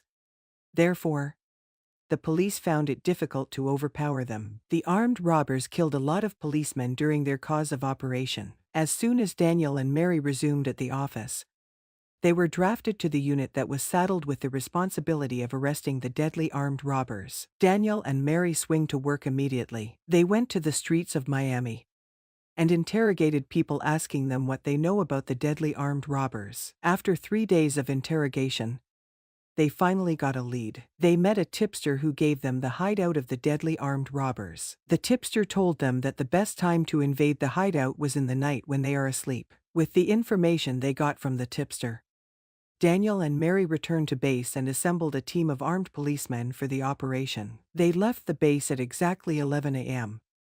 and they got to the hideout at midnight. As soon as they got to the hideout, they forcefully opened the gate and went into the apartment. In the process of opening the gate, the armed robbers were able to detect the police and they engaged them in a heavy shootout. The shootout lasted for more than an hour with casualties from each side. After the shootout, the policemen killed 5 of the robbers and arrested the rest. While the policemen were assembling in front of their car, they noticed that Mary was missing. They went back into the building to search for her. While they were searching for her, they heard a loud noise from one of the rooms in the apartment. The policemen rushed down to the room and found Mary in a pool of blood. She sustained an injury during the shootout. She was rushed to the bus and taken to the hospital. Daniel could not sleep that night. The next morning, he was the first person to arrive at the hospital. When he got there, he was allowed to see Mary, but she could not talk to him. As days went by, Mary's health deteriorated to the extent that she was using oxygen to breathe.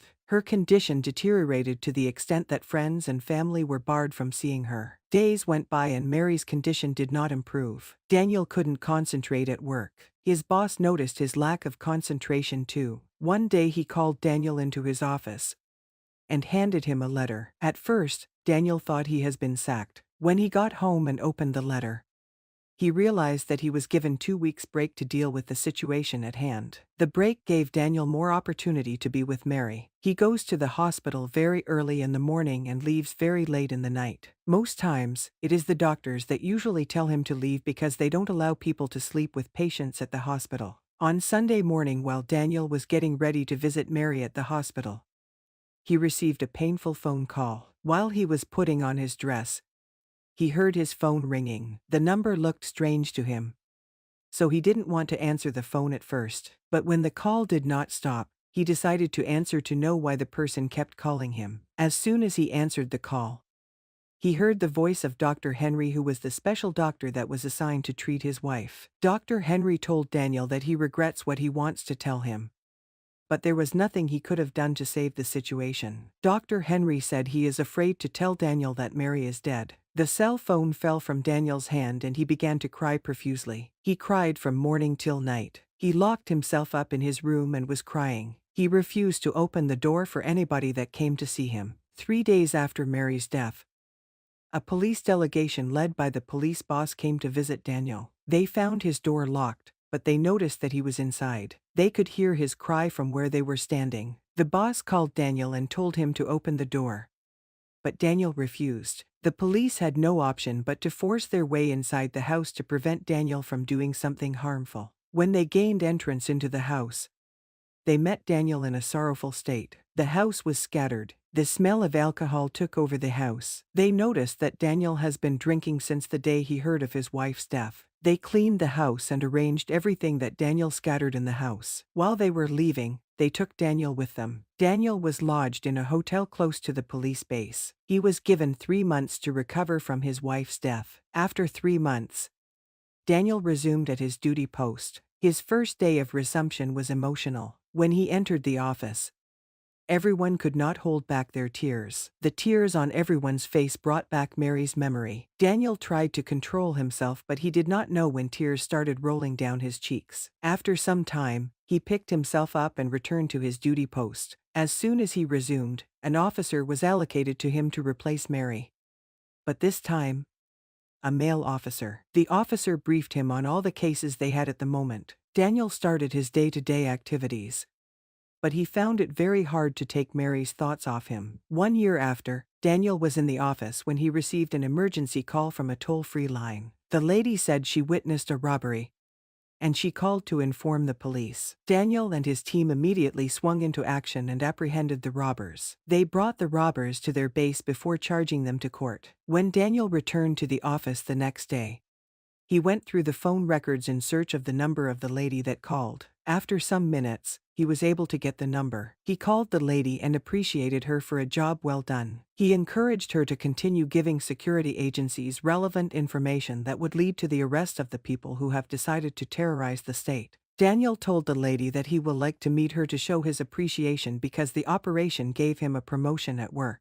The lady was so happy to hear about Daniel's promotion. She said she didn't want to accept his invite in the first place, but the good news he told her is what changed her mind. She asked Daniel if he was calling her with his cell phone number and Daniel replied in the affirmative. She said she will call him back and tell him where and when to meet her. Daniel appreciated the lady for accepting his wife before ending the call. His boss was already at the door to decorate him with his new rank while he was on the phone. When he noticed that Daniel has ended the call, he went into Daniel's office with some other officers to officially decorate Daniel with his new rank. While Daniel was driving home, his phone started ringing. He didn't answer the call because the number looked strange and he didn't want to break the law. The call kept coming in, but Daniel did not answer the call. When Daniel got home, he called the number to know who was calling him. When he called the number, Precious answered the call. Daniel said he doesn't know anybody called Precious. She had to explain herself before Daniel recognized. When Daniel eventually knew that it was the lady that made the emergency call, he pleaded with her. He told her that he did not pick the call because the number looked strange and he was driving home at that time. Precious said she called to inform him of where they will meet. She said Daniel should come to the Fun Garden on Sunday by 1 p.m. if he wants to see her. Daniel obliged. He told Precious that he will be there on Sunday by 1 p.m. Precious said goodbye to Daniel on the phone. She told him to take very good care of himself before ending the call. As soon as Precious ended the call, Daniel went to his bed and slept off. On Sunday morning, Daniel woke up early as he usually does. His first point of call was his gym center. After spending 1 hour in the gym, he returned to his room to rest. After resting for 30 minutes, he went to the kitchen to prepare breakfast. After taking breakfast, he returned to the couch to take some rest because he still had time. He set his alarm to 11 a.m. so that he does not sleep off. At exactly 11 a.m., his alarm started ringing. The alarm was so loud that he had to wake up even though he was fast asleep. When he woke up, he went to the bathroom to take his bath. He took his bath, dressed up, and sat back on his couch waiting for 12:30 before he hits the road. At exactly 12:30, he made his way to the Fun Garden. He called Precious and told her he was already on his way. Precious told him that she has been there waiting for him. Upon hearing that, Daniel started speeding because he doesn't want Precious to get angry even though the time she gave him was not up. At exactly 12:50 a.m., Daniel arrived at the Fun Garden. He called Precious to come and pick him at the gate. Precious came to the gate to pick him. When they entered the Fun Garden, they looked for a nice place to sit. Precious started by congratulating Daniel on his promotion at work. After congratulating him, she said she was curious to know why he wanted to see her. Daniel started by telling Precious about Mary. He told her how he met Mary, how they got married, and she died a few days after sustaining gunshot wounds in an operation. He told Precious that he has not been himself since the incident. Precious felt sorry for Daniel. She said she feels what he has been going through, but she wants him to remain strong and resolute. Daniel told Precious that the reason he invited her was that he was looking for someone he can confide in. He said since Mary died, he doesn't have a female friend that he shares his problems with. He told Precious that he wants her to be his friend and if possible his lover. Precious looked at Daniel in the eyes. She didn't know what to say. She felt Daniel's pain. Precious took Daniel's car key and told Daniel to follow her to her house. 10 minutes after, they arrived at Precious's house. They went in and sat down on the couch. Precious knew Daniel was sex-starved, so she wanted to give him sex. As soon as they sat on the couch, her hand started going through Daniel's body. Before you know it, Daniel's clothes were already off. Precious took off her clothes too and walked Daniel to her bedroom. They continued to have sex until late in the evening before Daniel took his leave. After that day, Precious and Daniel became lovers. They did everything together. Daniel was able to find comfort after Mary's death. Hey, guys, please let me know if this is right or your thoughts on this. Hi guys, my name is Bora, and I have just turned 16-year-old. I wanted to tell my story about what had happened to me some months ago. But first, you need to know more about me. I was born and raised in Pristina. My name, Bora, means snow in my language because I was born during the coldest winter days. I live with my parents and my 2 little sisters. Everyone says that it is fun to have sisters, but mine are crazy. My parents are the sweetest parents in the whole world, and they did the most so we could have a great life. My parents work all the time, and we are at school. My mom is a nurse, and she often works at night too. My dad is a fireman. They both save a life for a living. We barely get to see each other, but that's why vacation exists. The only vacation that we can have together as a family is during the summer. Every summer has its own story, mine too.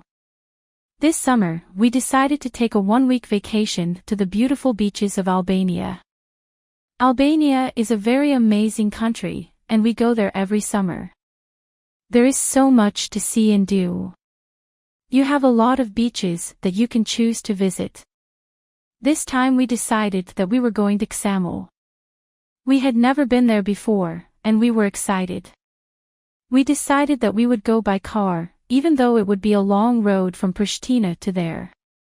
But we didn't care, as long as we knew we were going to take some cold swims on Albania's most clear waters. Another reason why we decided to go there was because of a friend that I have. It had been a year since I had been texting with my internet friend. Her name is Anna. Anna is from Albania, and we had actually met last summer. We clicked immediately, and we have been texting since that day. We would FaceTime non-stop.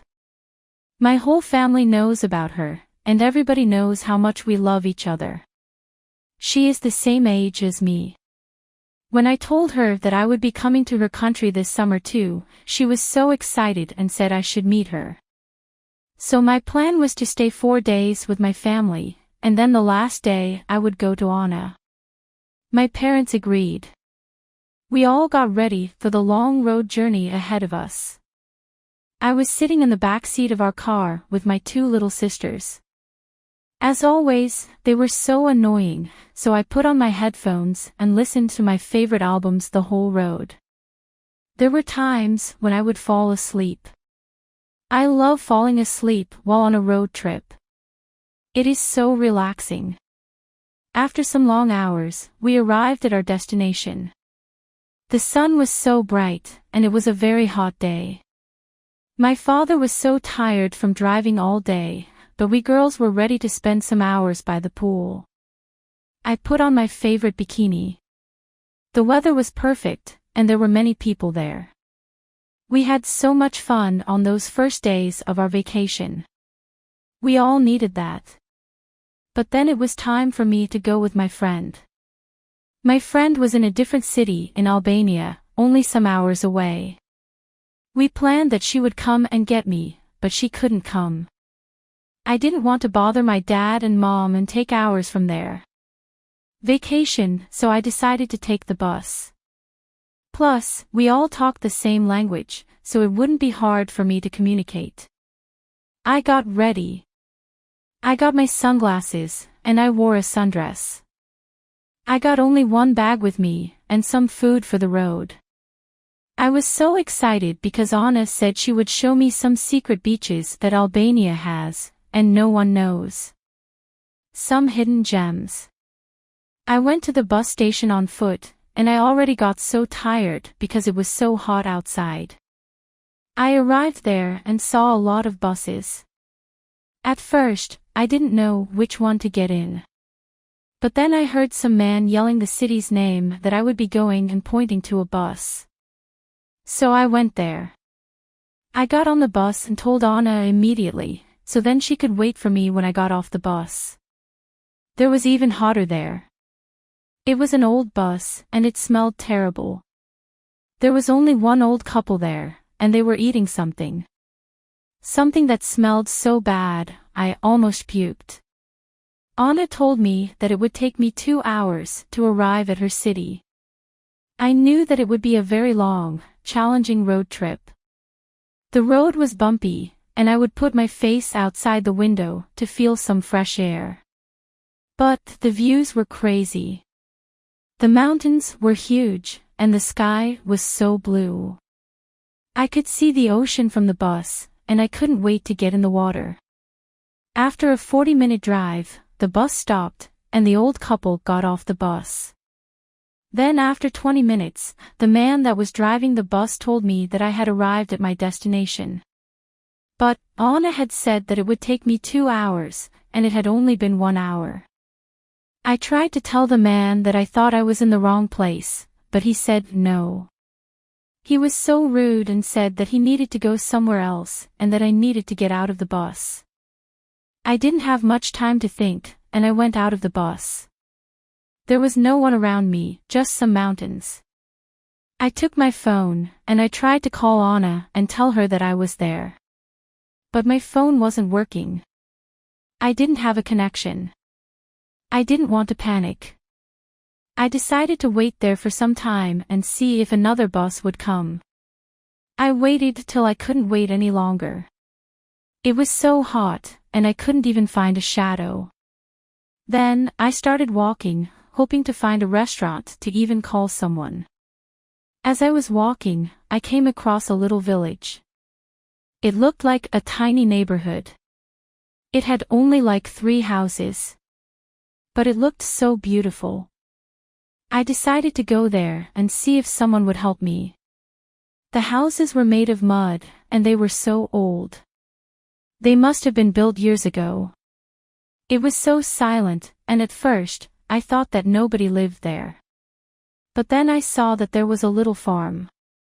There were chickens, pigs, and then suddenly, I saw a big white horse.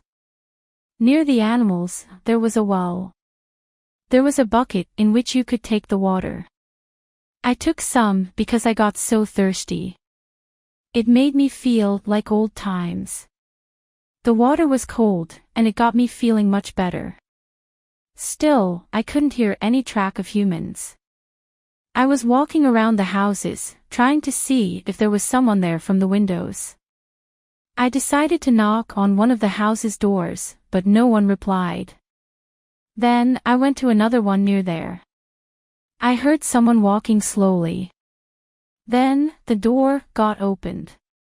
There was a very, very old woman.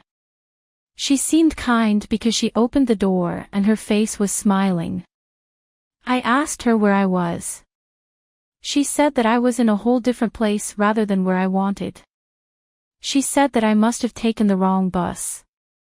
I could barely understand what she was saying because she had no teeth. I felt so bad. I asked her about the nearest bus station, and she said that the buses don't come to this area because the roads are bad and bumpy. She said that they one walk by the horse. I was surprised that people still use horses as vehicles. She said that her husband rides the horse. But he wasn't home.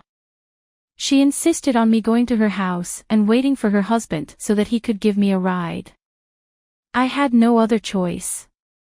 They obviously didn't have phones, and there wasn't any connection.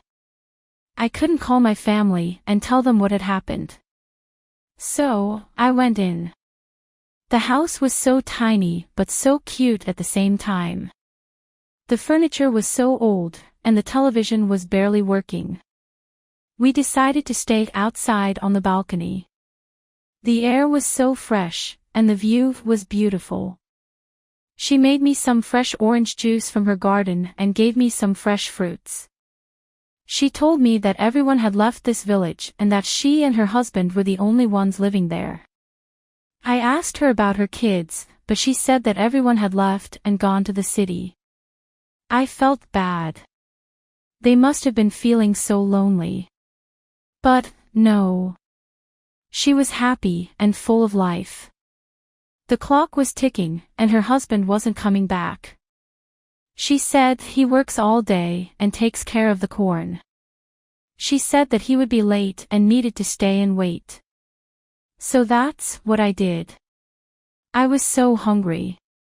Luckily, the old woman started making the dinner. I decided to help her. She wanted to make a traditional Albanian pie. So, I went to her garden and picked up some fresh onions. She was so old, but she was so strong. As the pie was baking, we had the chance to get to know each other better. It was getting darker, and we ate dinner. Her husband still wasn't home. There weren't any lights in the room, only some candles. I was looking through the windows, but I couldn't see anything. It was so dark. Suddenly, we heard the noise of a horse near the house. It was her husband, and he had come back. He was happy to have someone over. He was very kind. He seemed very tired, but he didn't miss the chance to kiss his wife. They looked like they were so in love with each other. But there was some bad news. He said that he couldn't ride the horse at night because it was dangerous. He said that we had to wait till the sun rises. But that would have meant that it would be a whole day without my family contact me. I had no other choice but spent the night there. I felt safe there because the old couple seemed like the nicest people. They made me a place to sleep in their living room. They slept so early. So, I was all night up and scared. It was so dark. There was only one candle. I missed my family, and my phone battery had died. The old couple had woken up very early. They called me and said they were ready to give me a ride. I had slept on my sundress, and I hadn't brushed my teeth or hair. I didn't care, and I went out that way. I felt so sorry that I had to leave that old woman alone. She needed someone. She hugged me so tight and kissed my forehead. She said that she would like to see me again, anytime soon. I got in the horse, and that was the first time that I did that. At first I was scared, but then I loved it. It was a fun experience. He took me to my friend's place, and everyone was staring at us. I thanked him, and I hugged him. I met up with my friend, and I charged my phone without wasting time. I told my family that I was okay. They were so worried. Now, I was ready to continue with my vacations with Anna. I just wanted to tell my story because this experience had taught me a lot. It took me back to a time when life was simpler. It made me think about life differently and how simple it is, but we make it so complicated. I admired how grateful that old woman was about life. Even though they had no phones, no cars, they were happy. They were healthy, and that's what mattered. My name is Hira, and I just wanted to share some pieces of my life. Because, why not? I have just turned 18-year-old. Everyone says that the teenage years are the best years of your life. It's the time when you grow while making mistakes, and I believe that. I come from the capital city of Kosovo, Pristina. My city has changed a lot in recent years. People are getting more open-minded, and I like that. People are dating whoever they want, doing whatever they want. My mother always says that women suffered a lot back in the old days and never raised their voices. But, now, it's different. Women don't tolerate anymore, and that's how it should be. Pristina is a great city to grow in. I wouldn't change my hometown for anything in the world. There is so much to do and see. So many little coffee shops where you can enjoy the day. The nightlife is crazy too. My house is in the center of the city. You can see the whole city from it. The views are breathtaking, especially during sunsets. We have this little balcony where I spent almost all my time there. I live with my parents, sister, and our chubby golden retriever puppy, Buna. My parents both work as teachers. They have the same personality, and sometimes we think that they are one person. I have never seen a love like theirs. My dad always wanted to have a son. But I am glad that we don't have a brother. All of my friends that have brothers complain. They say that they get very overprotective even when they shouldn't be. They can be jealous over what to wear and where to go to. I would hate it if someone controlled me and told me what to wear. I was raised not to be controlled by anyone. I love my freedom, and my parents have always respected it. This year is my last year of high school. I will graduate soon. My experience in high school has been very easy for me. I am saying this because I feel like it is not the same for everybody. There are times when I witness people getting bullied over simple things, and I always try to stand up for them. But, I think that our school and our teachers are the ones to blame. They don't care about what happens. They just take their money and go, no matter how destroyed your mental health is. Like everyone else, I have been in a bad mental health state too. I have just ended a 2-year relationship. 2 years ago, I was a completely different person. I fell in love. I fell in love with a boy called Roan. He loved me too. We were so young and dumb, but somehow we managed to fall in love and make it last for whole 2 years. Those 2 years had their ups and downs. He was my first everything. My first relationship. My first breakup. We would see each other every day. My family knew about him, and his family knew about me. His mother loved me, and she still texts me to this day. What did go wrong? What could it happen?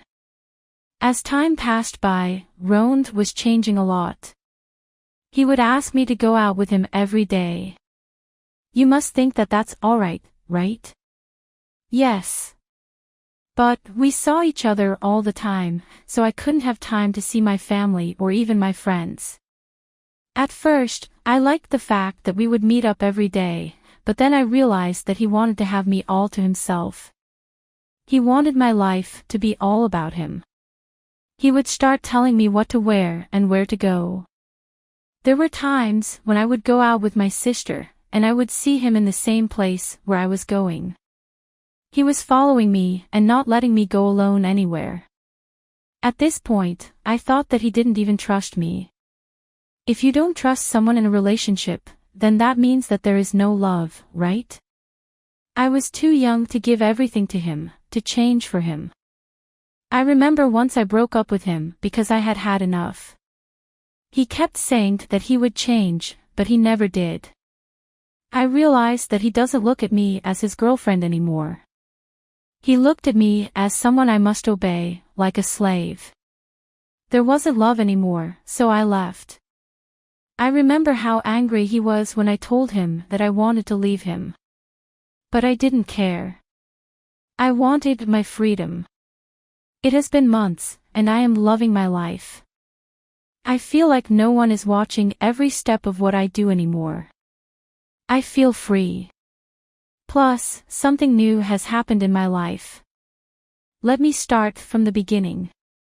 One day I was walking my dog at the park in our city. It was a beautiful day, very sunny. It was just me, and I had my headphones on. My dog, Buna, is usually timid. She is shy and always listens to what I say. She is a good girl, until that day. As I was walking her, she ran away so fast, and I almost fell to the ground. I started chasing her. Then I saw her next to another dog, another golden retriever, a male. They were kissing and playing around. It looked like they were falling in love. Then, all of a sudden, someone says, "Is that your dog?"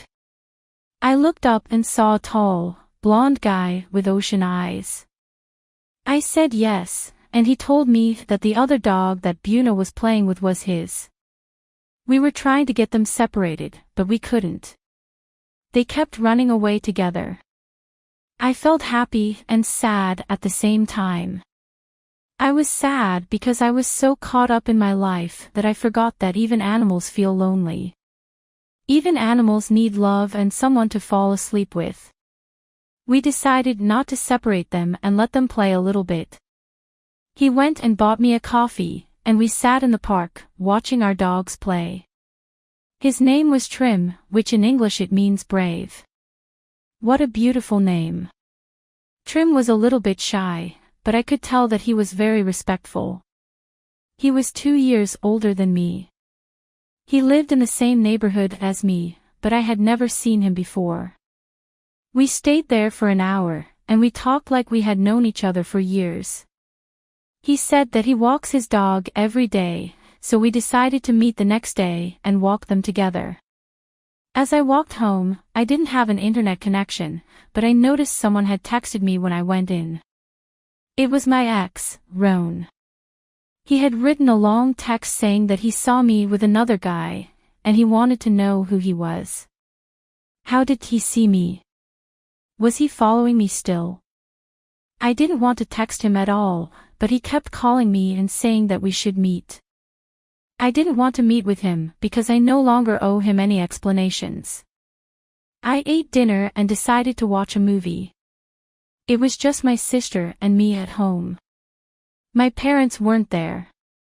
Suddenly, someone starts knocking on the door and calling my name. It was Ron. I opened the door. He went in without us saying and went straight to my room. He looked like he was crying, but he acted like a psychopath, saying that I shouldn't be moving on so fast. He kept saying that we weren't done yet. I told him that that was the first time that I saw that guy and that we were not dating. He refused to trust me and kept yelling. I got afraid and told him that if he didn't get out of my house, I would call the police. He had no other choice but to leave. I fell asleep that night, getting worried about what would happen next. The next day, I decided to meet with Trimi to walk our dogs, as we said the other day. At first, I thought that it would be better if I didn't meet up with him, but why would I? We met up at the same place where we first saw each other. The dogs were so happy to see each other. I was happy to see Trimi too. We are so much alike. We talked, and it was a well-spent day. I couldn't help but think if my ex was there somewhere watching. There were a lot of people, and I couldn't tell if he was there. I was afraid I would run up to him, and he would say something to Trimi. Days had gone by, and there were no calls, no nothing from my ex. But I could see that he was still stalking me on my social media. I didn't care as long as I was not seeing him. But, on the other hand, Trimi and I were texting non-stop. I know that it hadn't been long since I broke up with my ex, but the way he treated me got me thinking that I might actually like him. One day, after we were done walking our dogs, Trimi called me to go to his place. He lived near the park and said that he would make me a Turkish coffee. He said that everyone was crazy about his coffee. I was curious, so I went, even though I am not a big fan of coffee. We went there and stayed on his balcony. His sisters and his mother were there. We all had a great time. They all loved Bunith too. After some hours of staying at Trimi's, I decided to go home. He walked me out of his house and said that we should have a date tomorrow, but without our dogs. Our dogs were the reason why we were going out in the first place. Was that an excuse? Does he like me more than friends? I didn't know, but I wanted to find out, so I said yes. Tomorrow had come, and I was getting ready for the date. Buna was barking all the time, begging to take her with me. But that day, I couldn't. It was time that Trimi and I got to know each other even better. I got ready even though we hadn't been texting that day at all. But we had already chosen the place and the time. We decided on going to a restaurant near us. We would meet there. I went some minutes late, just so I couldn't be the first one to arrive there. I would sound so depressive. But when I got there, he still wasn't there. I didn't want to order without him, so I just waited, staying on my phone awkwardly. I didn't want to text him immediately. I waited for an hour, thinking that maybe something had happened. Nobody had ever stood me up on a date. I was feeling so embarrassed. I tried to call him, but he wouldn't answer.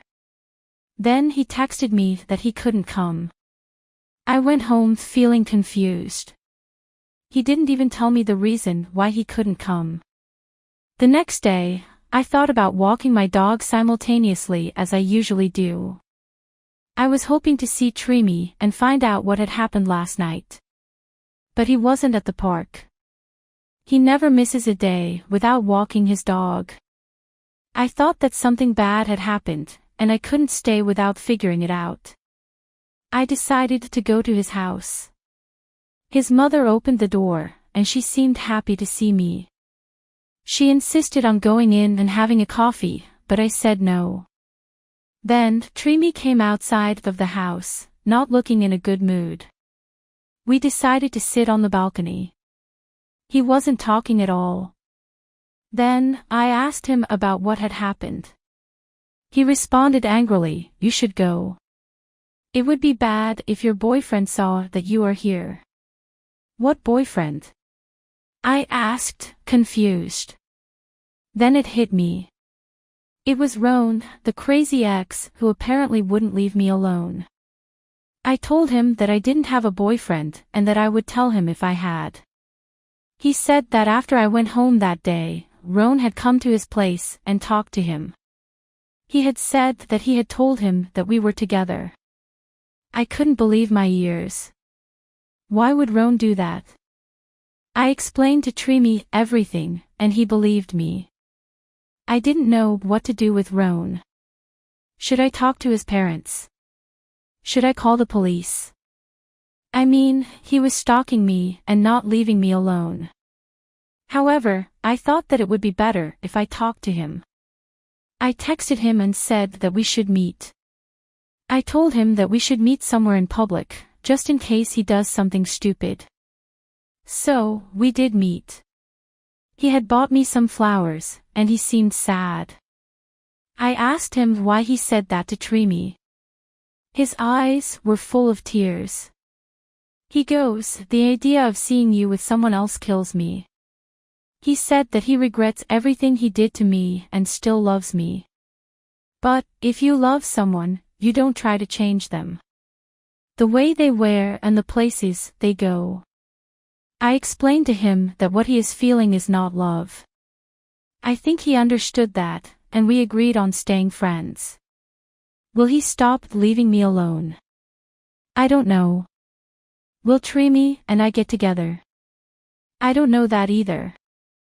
All I know is that you should never try to change someone because that person will not change. Guys, my name is Dawn, and yesterday I turned 16-year-old. You know what they say about sweet 16, it should be sweet but crazy at the same time. But my birthday was crazier than sweet. It was an epic night, and I am going to tell you all about it. I was born and raised in Pristina, Kosovo. I am the only guy in our house. I live with my mother and my sisters.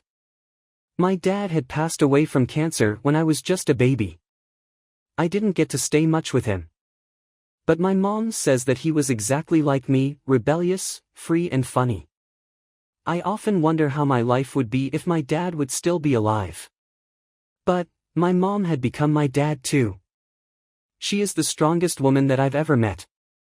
My mom is my hero. My two big sisters are married and have kids. Now it's just mom and me. Sometimes, she is home alone, and I feel bad, but I always say to her that she should move on with her life and find someone else. I know she loves Dad, and they had a beautiful marriage and life together. But, I know that Dad would want Mom to be happy and not lonely.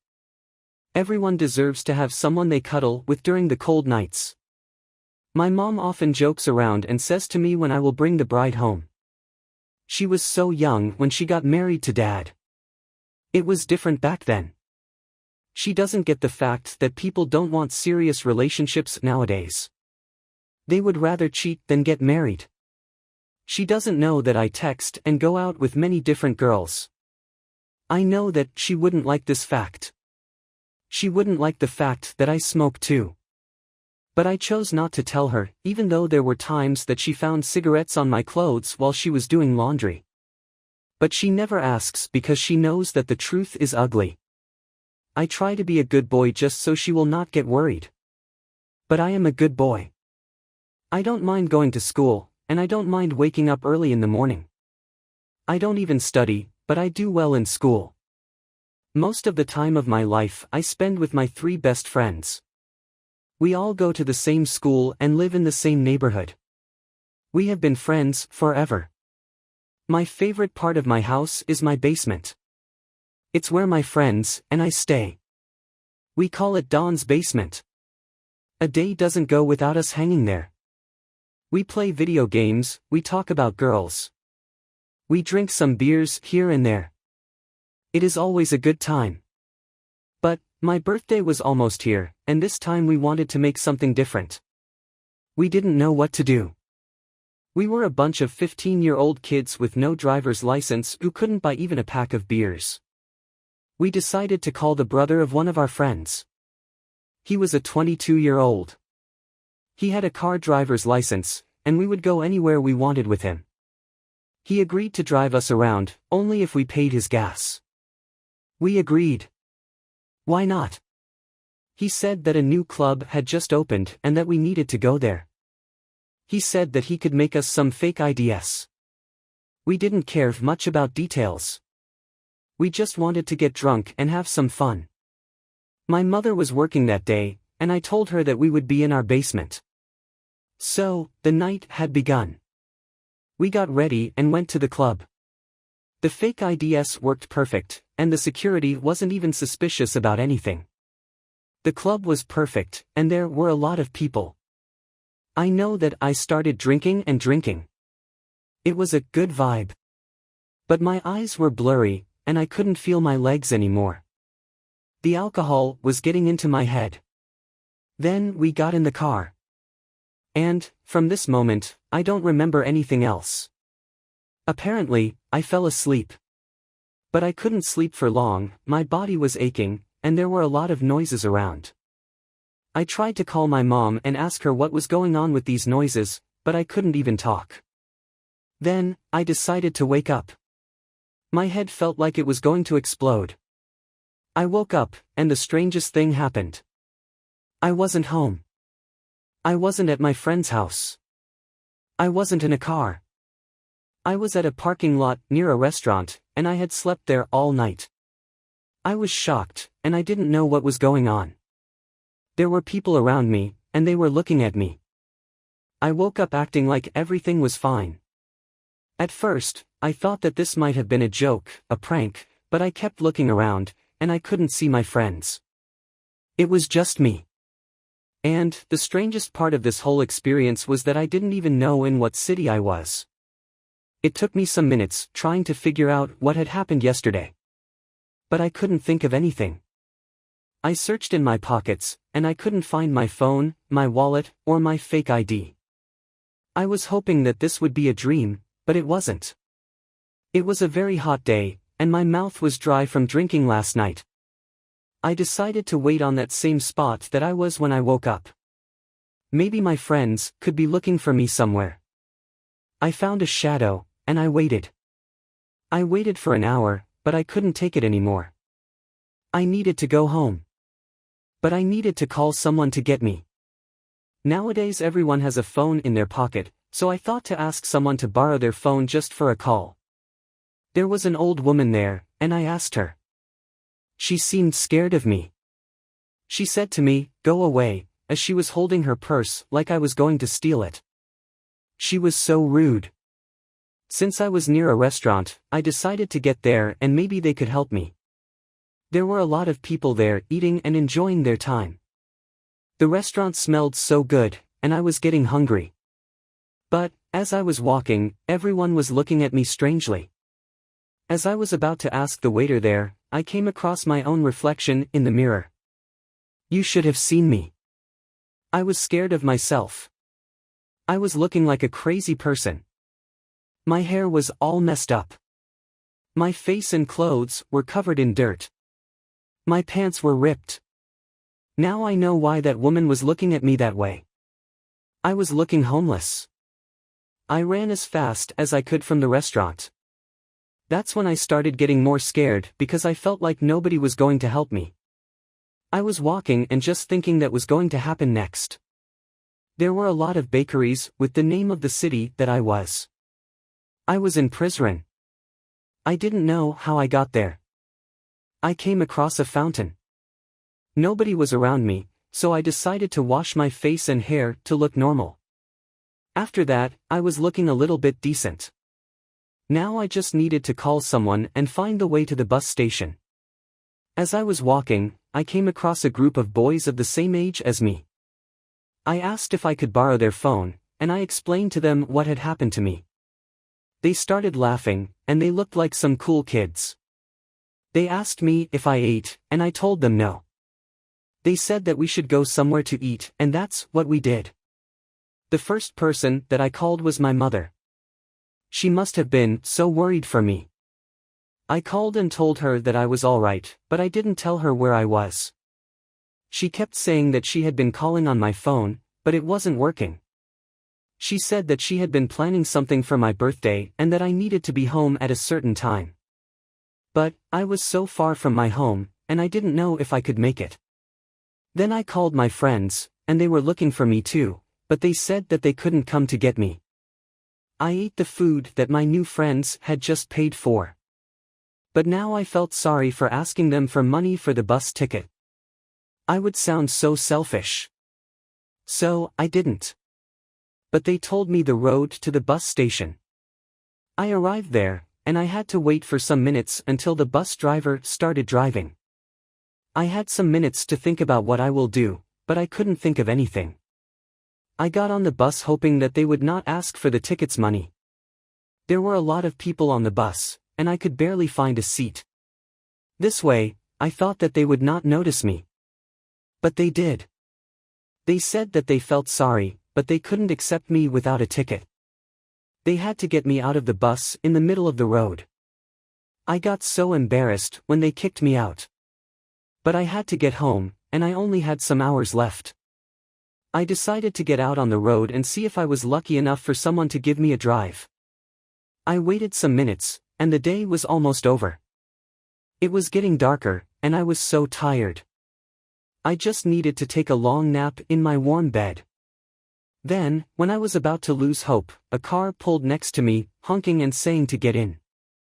I got in without even looking who the driver was. It could be a psychopath, a serial killer. But I didn't care at all. Luckily, I got in and saw a group of girls. There were 3 girls, and they were from Pristina. They were from the same city as me, but I had no idea who they were. They were on a road trip to Prizren. It felt so good just sitting in the car and looking from the window, knowing that I am going home. The road to home was long, but I slept half the way. I only had an hour left before I would arrive home, so my mom wouldn't notice where I was. Then, I had arrived at my city, finally. The girls couldn't drive me exactly to my neighborhood, but I ran so fast. I came in the house, and the lights were off, and I heard someone shouting, "Surprise!" The whole family had come to wish me a happy birthday, just like what I needed. They were surprised when they saw me. I looked like I was chased by some dogs.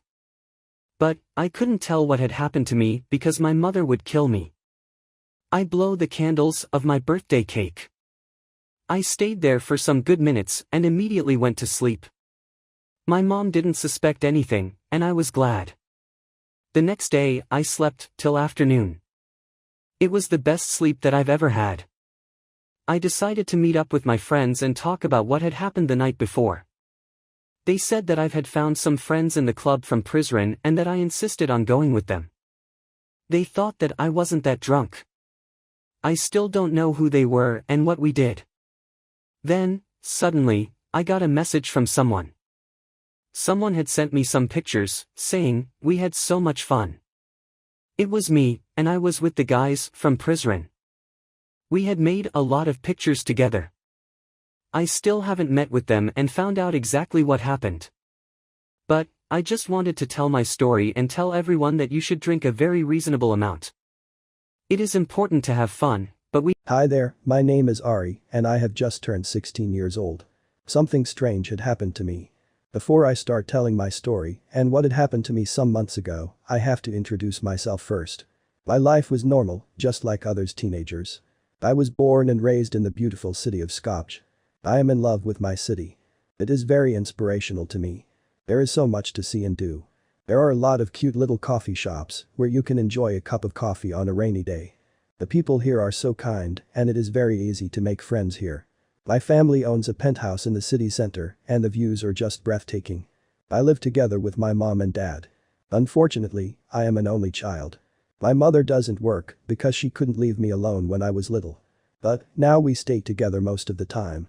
She is like a friend and a sister to me. On the other hand, my dad works a lot. He is a policeman, and sometimes he works overnight.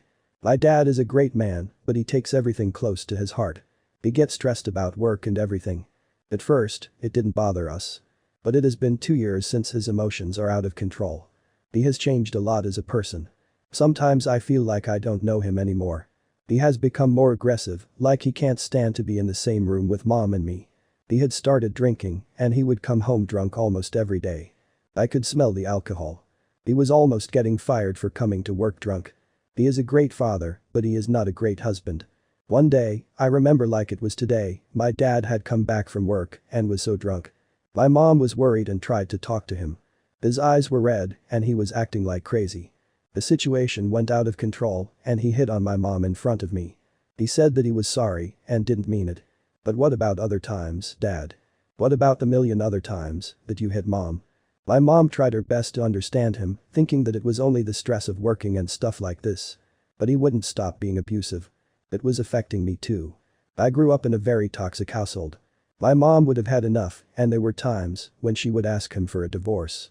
Then, he would act good for a good month and go back to his old ways. We couldn't even call the police since my dad worked there. I felt useless, like I couldn't help my own mom. Then, something extraordinary happened to me. One day my mom and dad were arguing so hard and they were discussing who would take me if they broke up. I was angry at them because they used to love each other so much and everything had changed so fast. I didn't know what to do to make them stop, so I just yelled loudly, "Stop." I had my eyes closed, then all of a sudden, I heard absolute silence. I opened my eyes and everything had frozen. My mom and dad were not moving. I could move and talk, but they were not responding. I didn't know what was going on and I was in complete shock. Had I stopped the time? Our window balcony was open and I ran to see outside, but everything had stopped. The cars were not moving. It looked like it was the end of the world. I was so scared. I fainted. I don't remember anything else happening, but I remember waking up on my couch by my parents calling my name. I woke up and everything was normal. I thought that it was a nightmare and I was glad. But, at least my parents had stopped fighting for now. The next day I went to school without telling anyone what had happened to me. I have 2 friends that I spend my time with when I am at school. We have been friends for years now. We tell each other everything. But, I didn't want to tell them about what was happening to me. I wouldn't believe it either if someone told me this. I didn't sleep the night before and I was so sleepy I couldn't even lift my head. The class was getting boring. I didn't notice, but I had fallen asleep during class. I woke up and it was so silent. For a minute, I thought that I was in my bedroom. I looked around and no one was moving. It was happening again. That strange feeling. I had stopped time once again. This time it was easier and I didn't feel as stressed. I actually enjoyed it. But I didn't know what I had to say to start the time running as usual. I started saying a bunch of different words and nothing was changing. Then I yelled, "Start." And I was back on normality. I didn't know why I got this ability out of nowhere, but I was enjoying it. I decided not to tell anyone because I was sure that they would think that I was crazy or something. I decided to put this gift to good use. I love sleeping and I have always struggled to wake up for school. So during those times, I would always stop time and take my time to sleep for more minutes and get ready. Life was easier back home too. Whenever my parents would argue, I would just stop time and stay there in silence.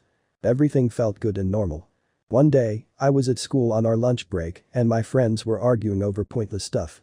I heard enough drama at home, so I just yelled, "Stop." And just like that, the time stopped.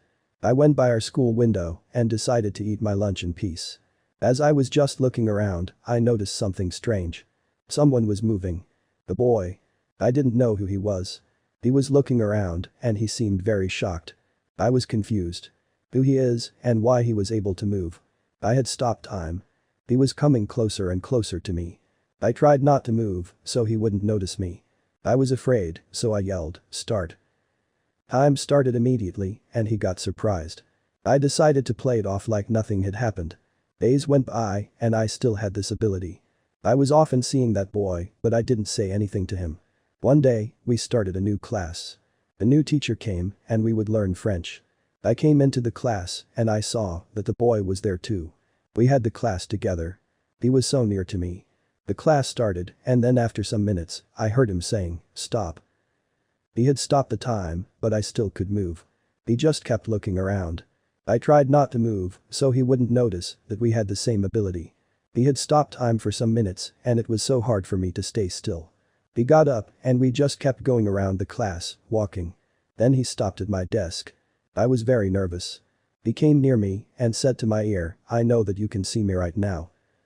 I looked at him and we just started laughing. The first thing that I said to him was, "Why can I stop time?" He said that he is dealing with the same thing and he doesn't know what to do with it. We talked for hours. His name was Roni and he said that he had been dealing with this for weeks. We were caught up in the moment and we almost forgot to start the time. We started time and continued with our day like nothing had happened. Days went by and Roni and I still could stop time. We spent a lot of time together.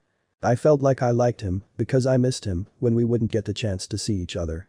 We loved stopping time and spending time just the two of us. We felt like we were the only ones in the whole world. And that's how our story began. One day, we were bored staying in class. It was a beautiful, sunny day outside. So we decided to stop time and go out. We stayed in our school's garden. Both of us were lying on the grass, enjoying the day. Then, our hands touched, and we looked at each other confused. We shared our first kiss there. But, things still weren't okay at home. My mom and dad were still fighting. One day, I came home from school, and they were already fighting. My father had just come back from work. He was still in his uniform. My mom found out that he was cheating on her with another woman. He was so mad that she found it out. He had been drinking, and he could barely stand on his feet. They were yelling at each other. At this point, they didn't even care about me or how I would feel anymore. One thing led to another, and this way, my dad took his work gun and pointed it at my mom. This was the perfect time to use my ability to stop time. I yelled like never before, "Stop." And once again, the university got my back, and time froze. My body was shaking, and I was so scared. I took my dad's gun and put it away from our balcony. Then, I said start, and we were back. My parents were confused about what had happened. But nobody needed an explanation at that time. My dad started crying and saying that he didn't mean to point the gun at her. But, on that moment of anger, if I couldn't stop time, my mom would have been dead by now. I felt like I saved my mom for once in my life. After this time, my mom had filed for divorce. I chose to go with mom, and now there are just the two of us. Immediately after that, I had lost the ability to stop time. I decided to meet up with Roni and tell him the bad news. But he got something to tell me too. He said that he couldn't stop time either. He said that something strange and scary had happened. He said that his little sister tried to kill herself. His little sister was home alone, and then Roni got home. He noticed that the living room's floor was full of water. The water was coming from the bathroom. He ran there and saw what was happening, but the door was locked. He sensed that something terrible was going to happen, so he stopped time. He found a key and opened the door. His sister was there. But luckily, he was there and could stop the time and save her. Roni and I just sat there, and we were thinking how our lives would have turned if all of a sudden we wouldn't get the ability to stop time. We were feeling grateful. All those weeks, we were asking why we could do that. But now we know why. We were destined to save a life. Nobody knew about this until now, not even my mother. I decided to share my story, even though some might not believe me. But, at least I can tell you that one way or another, the universe will always have your back. Everything happens for a reason.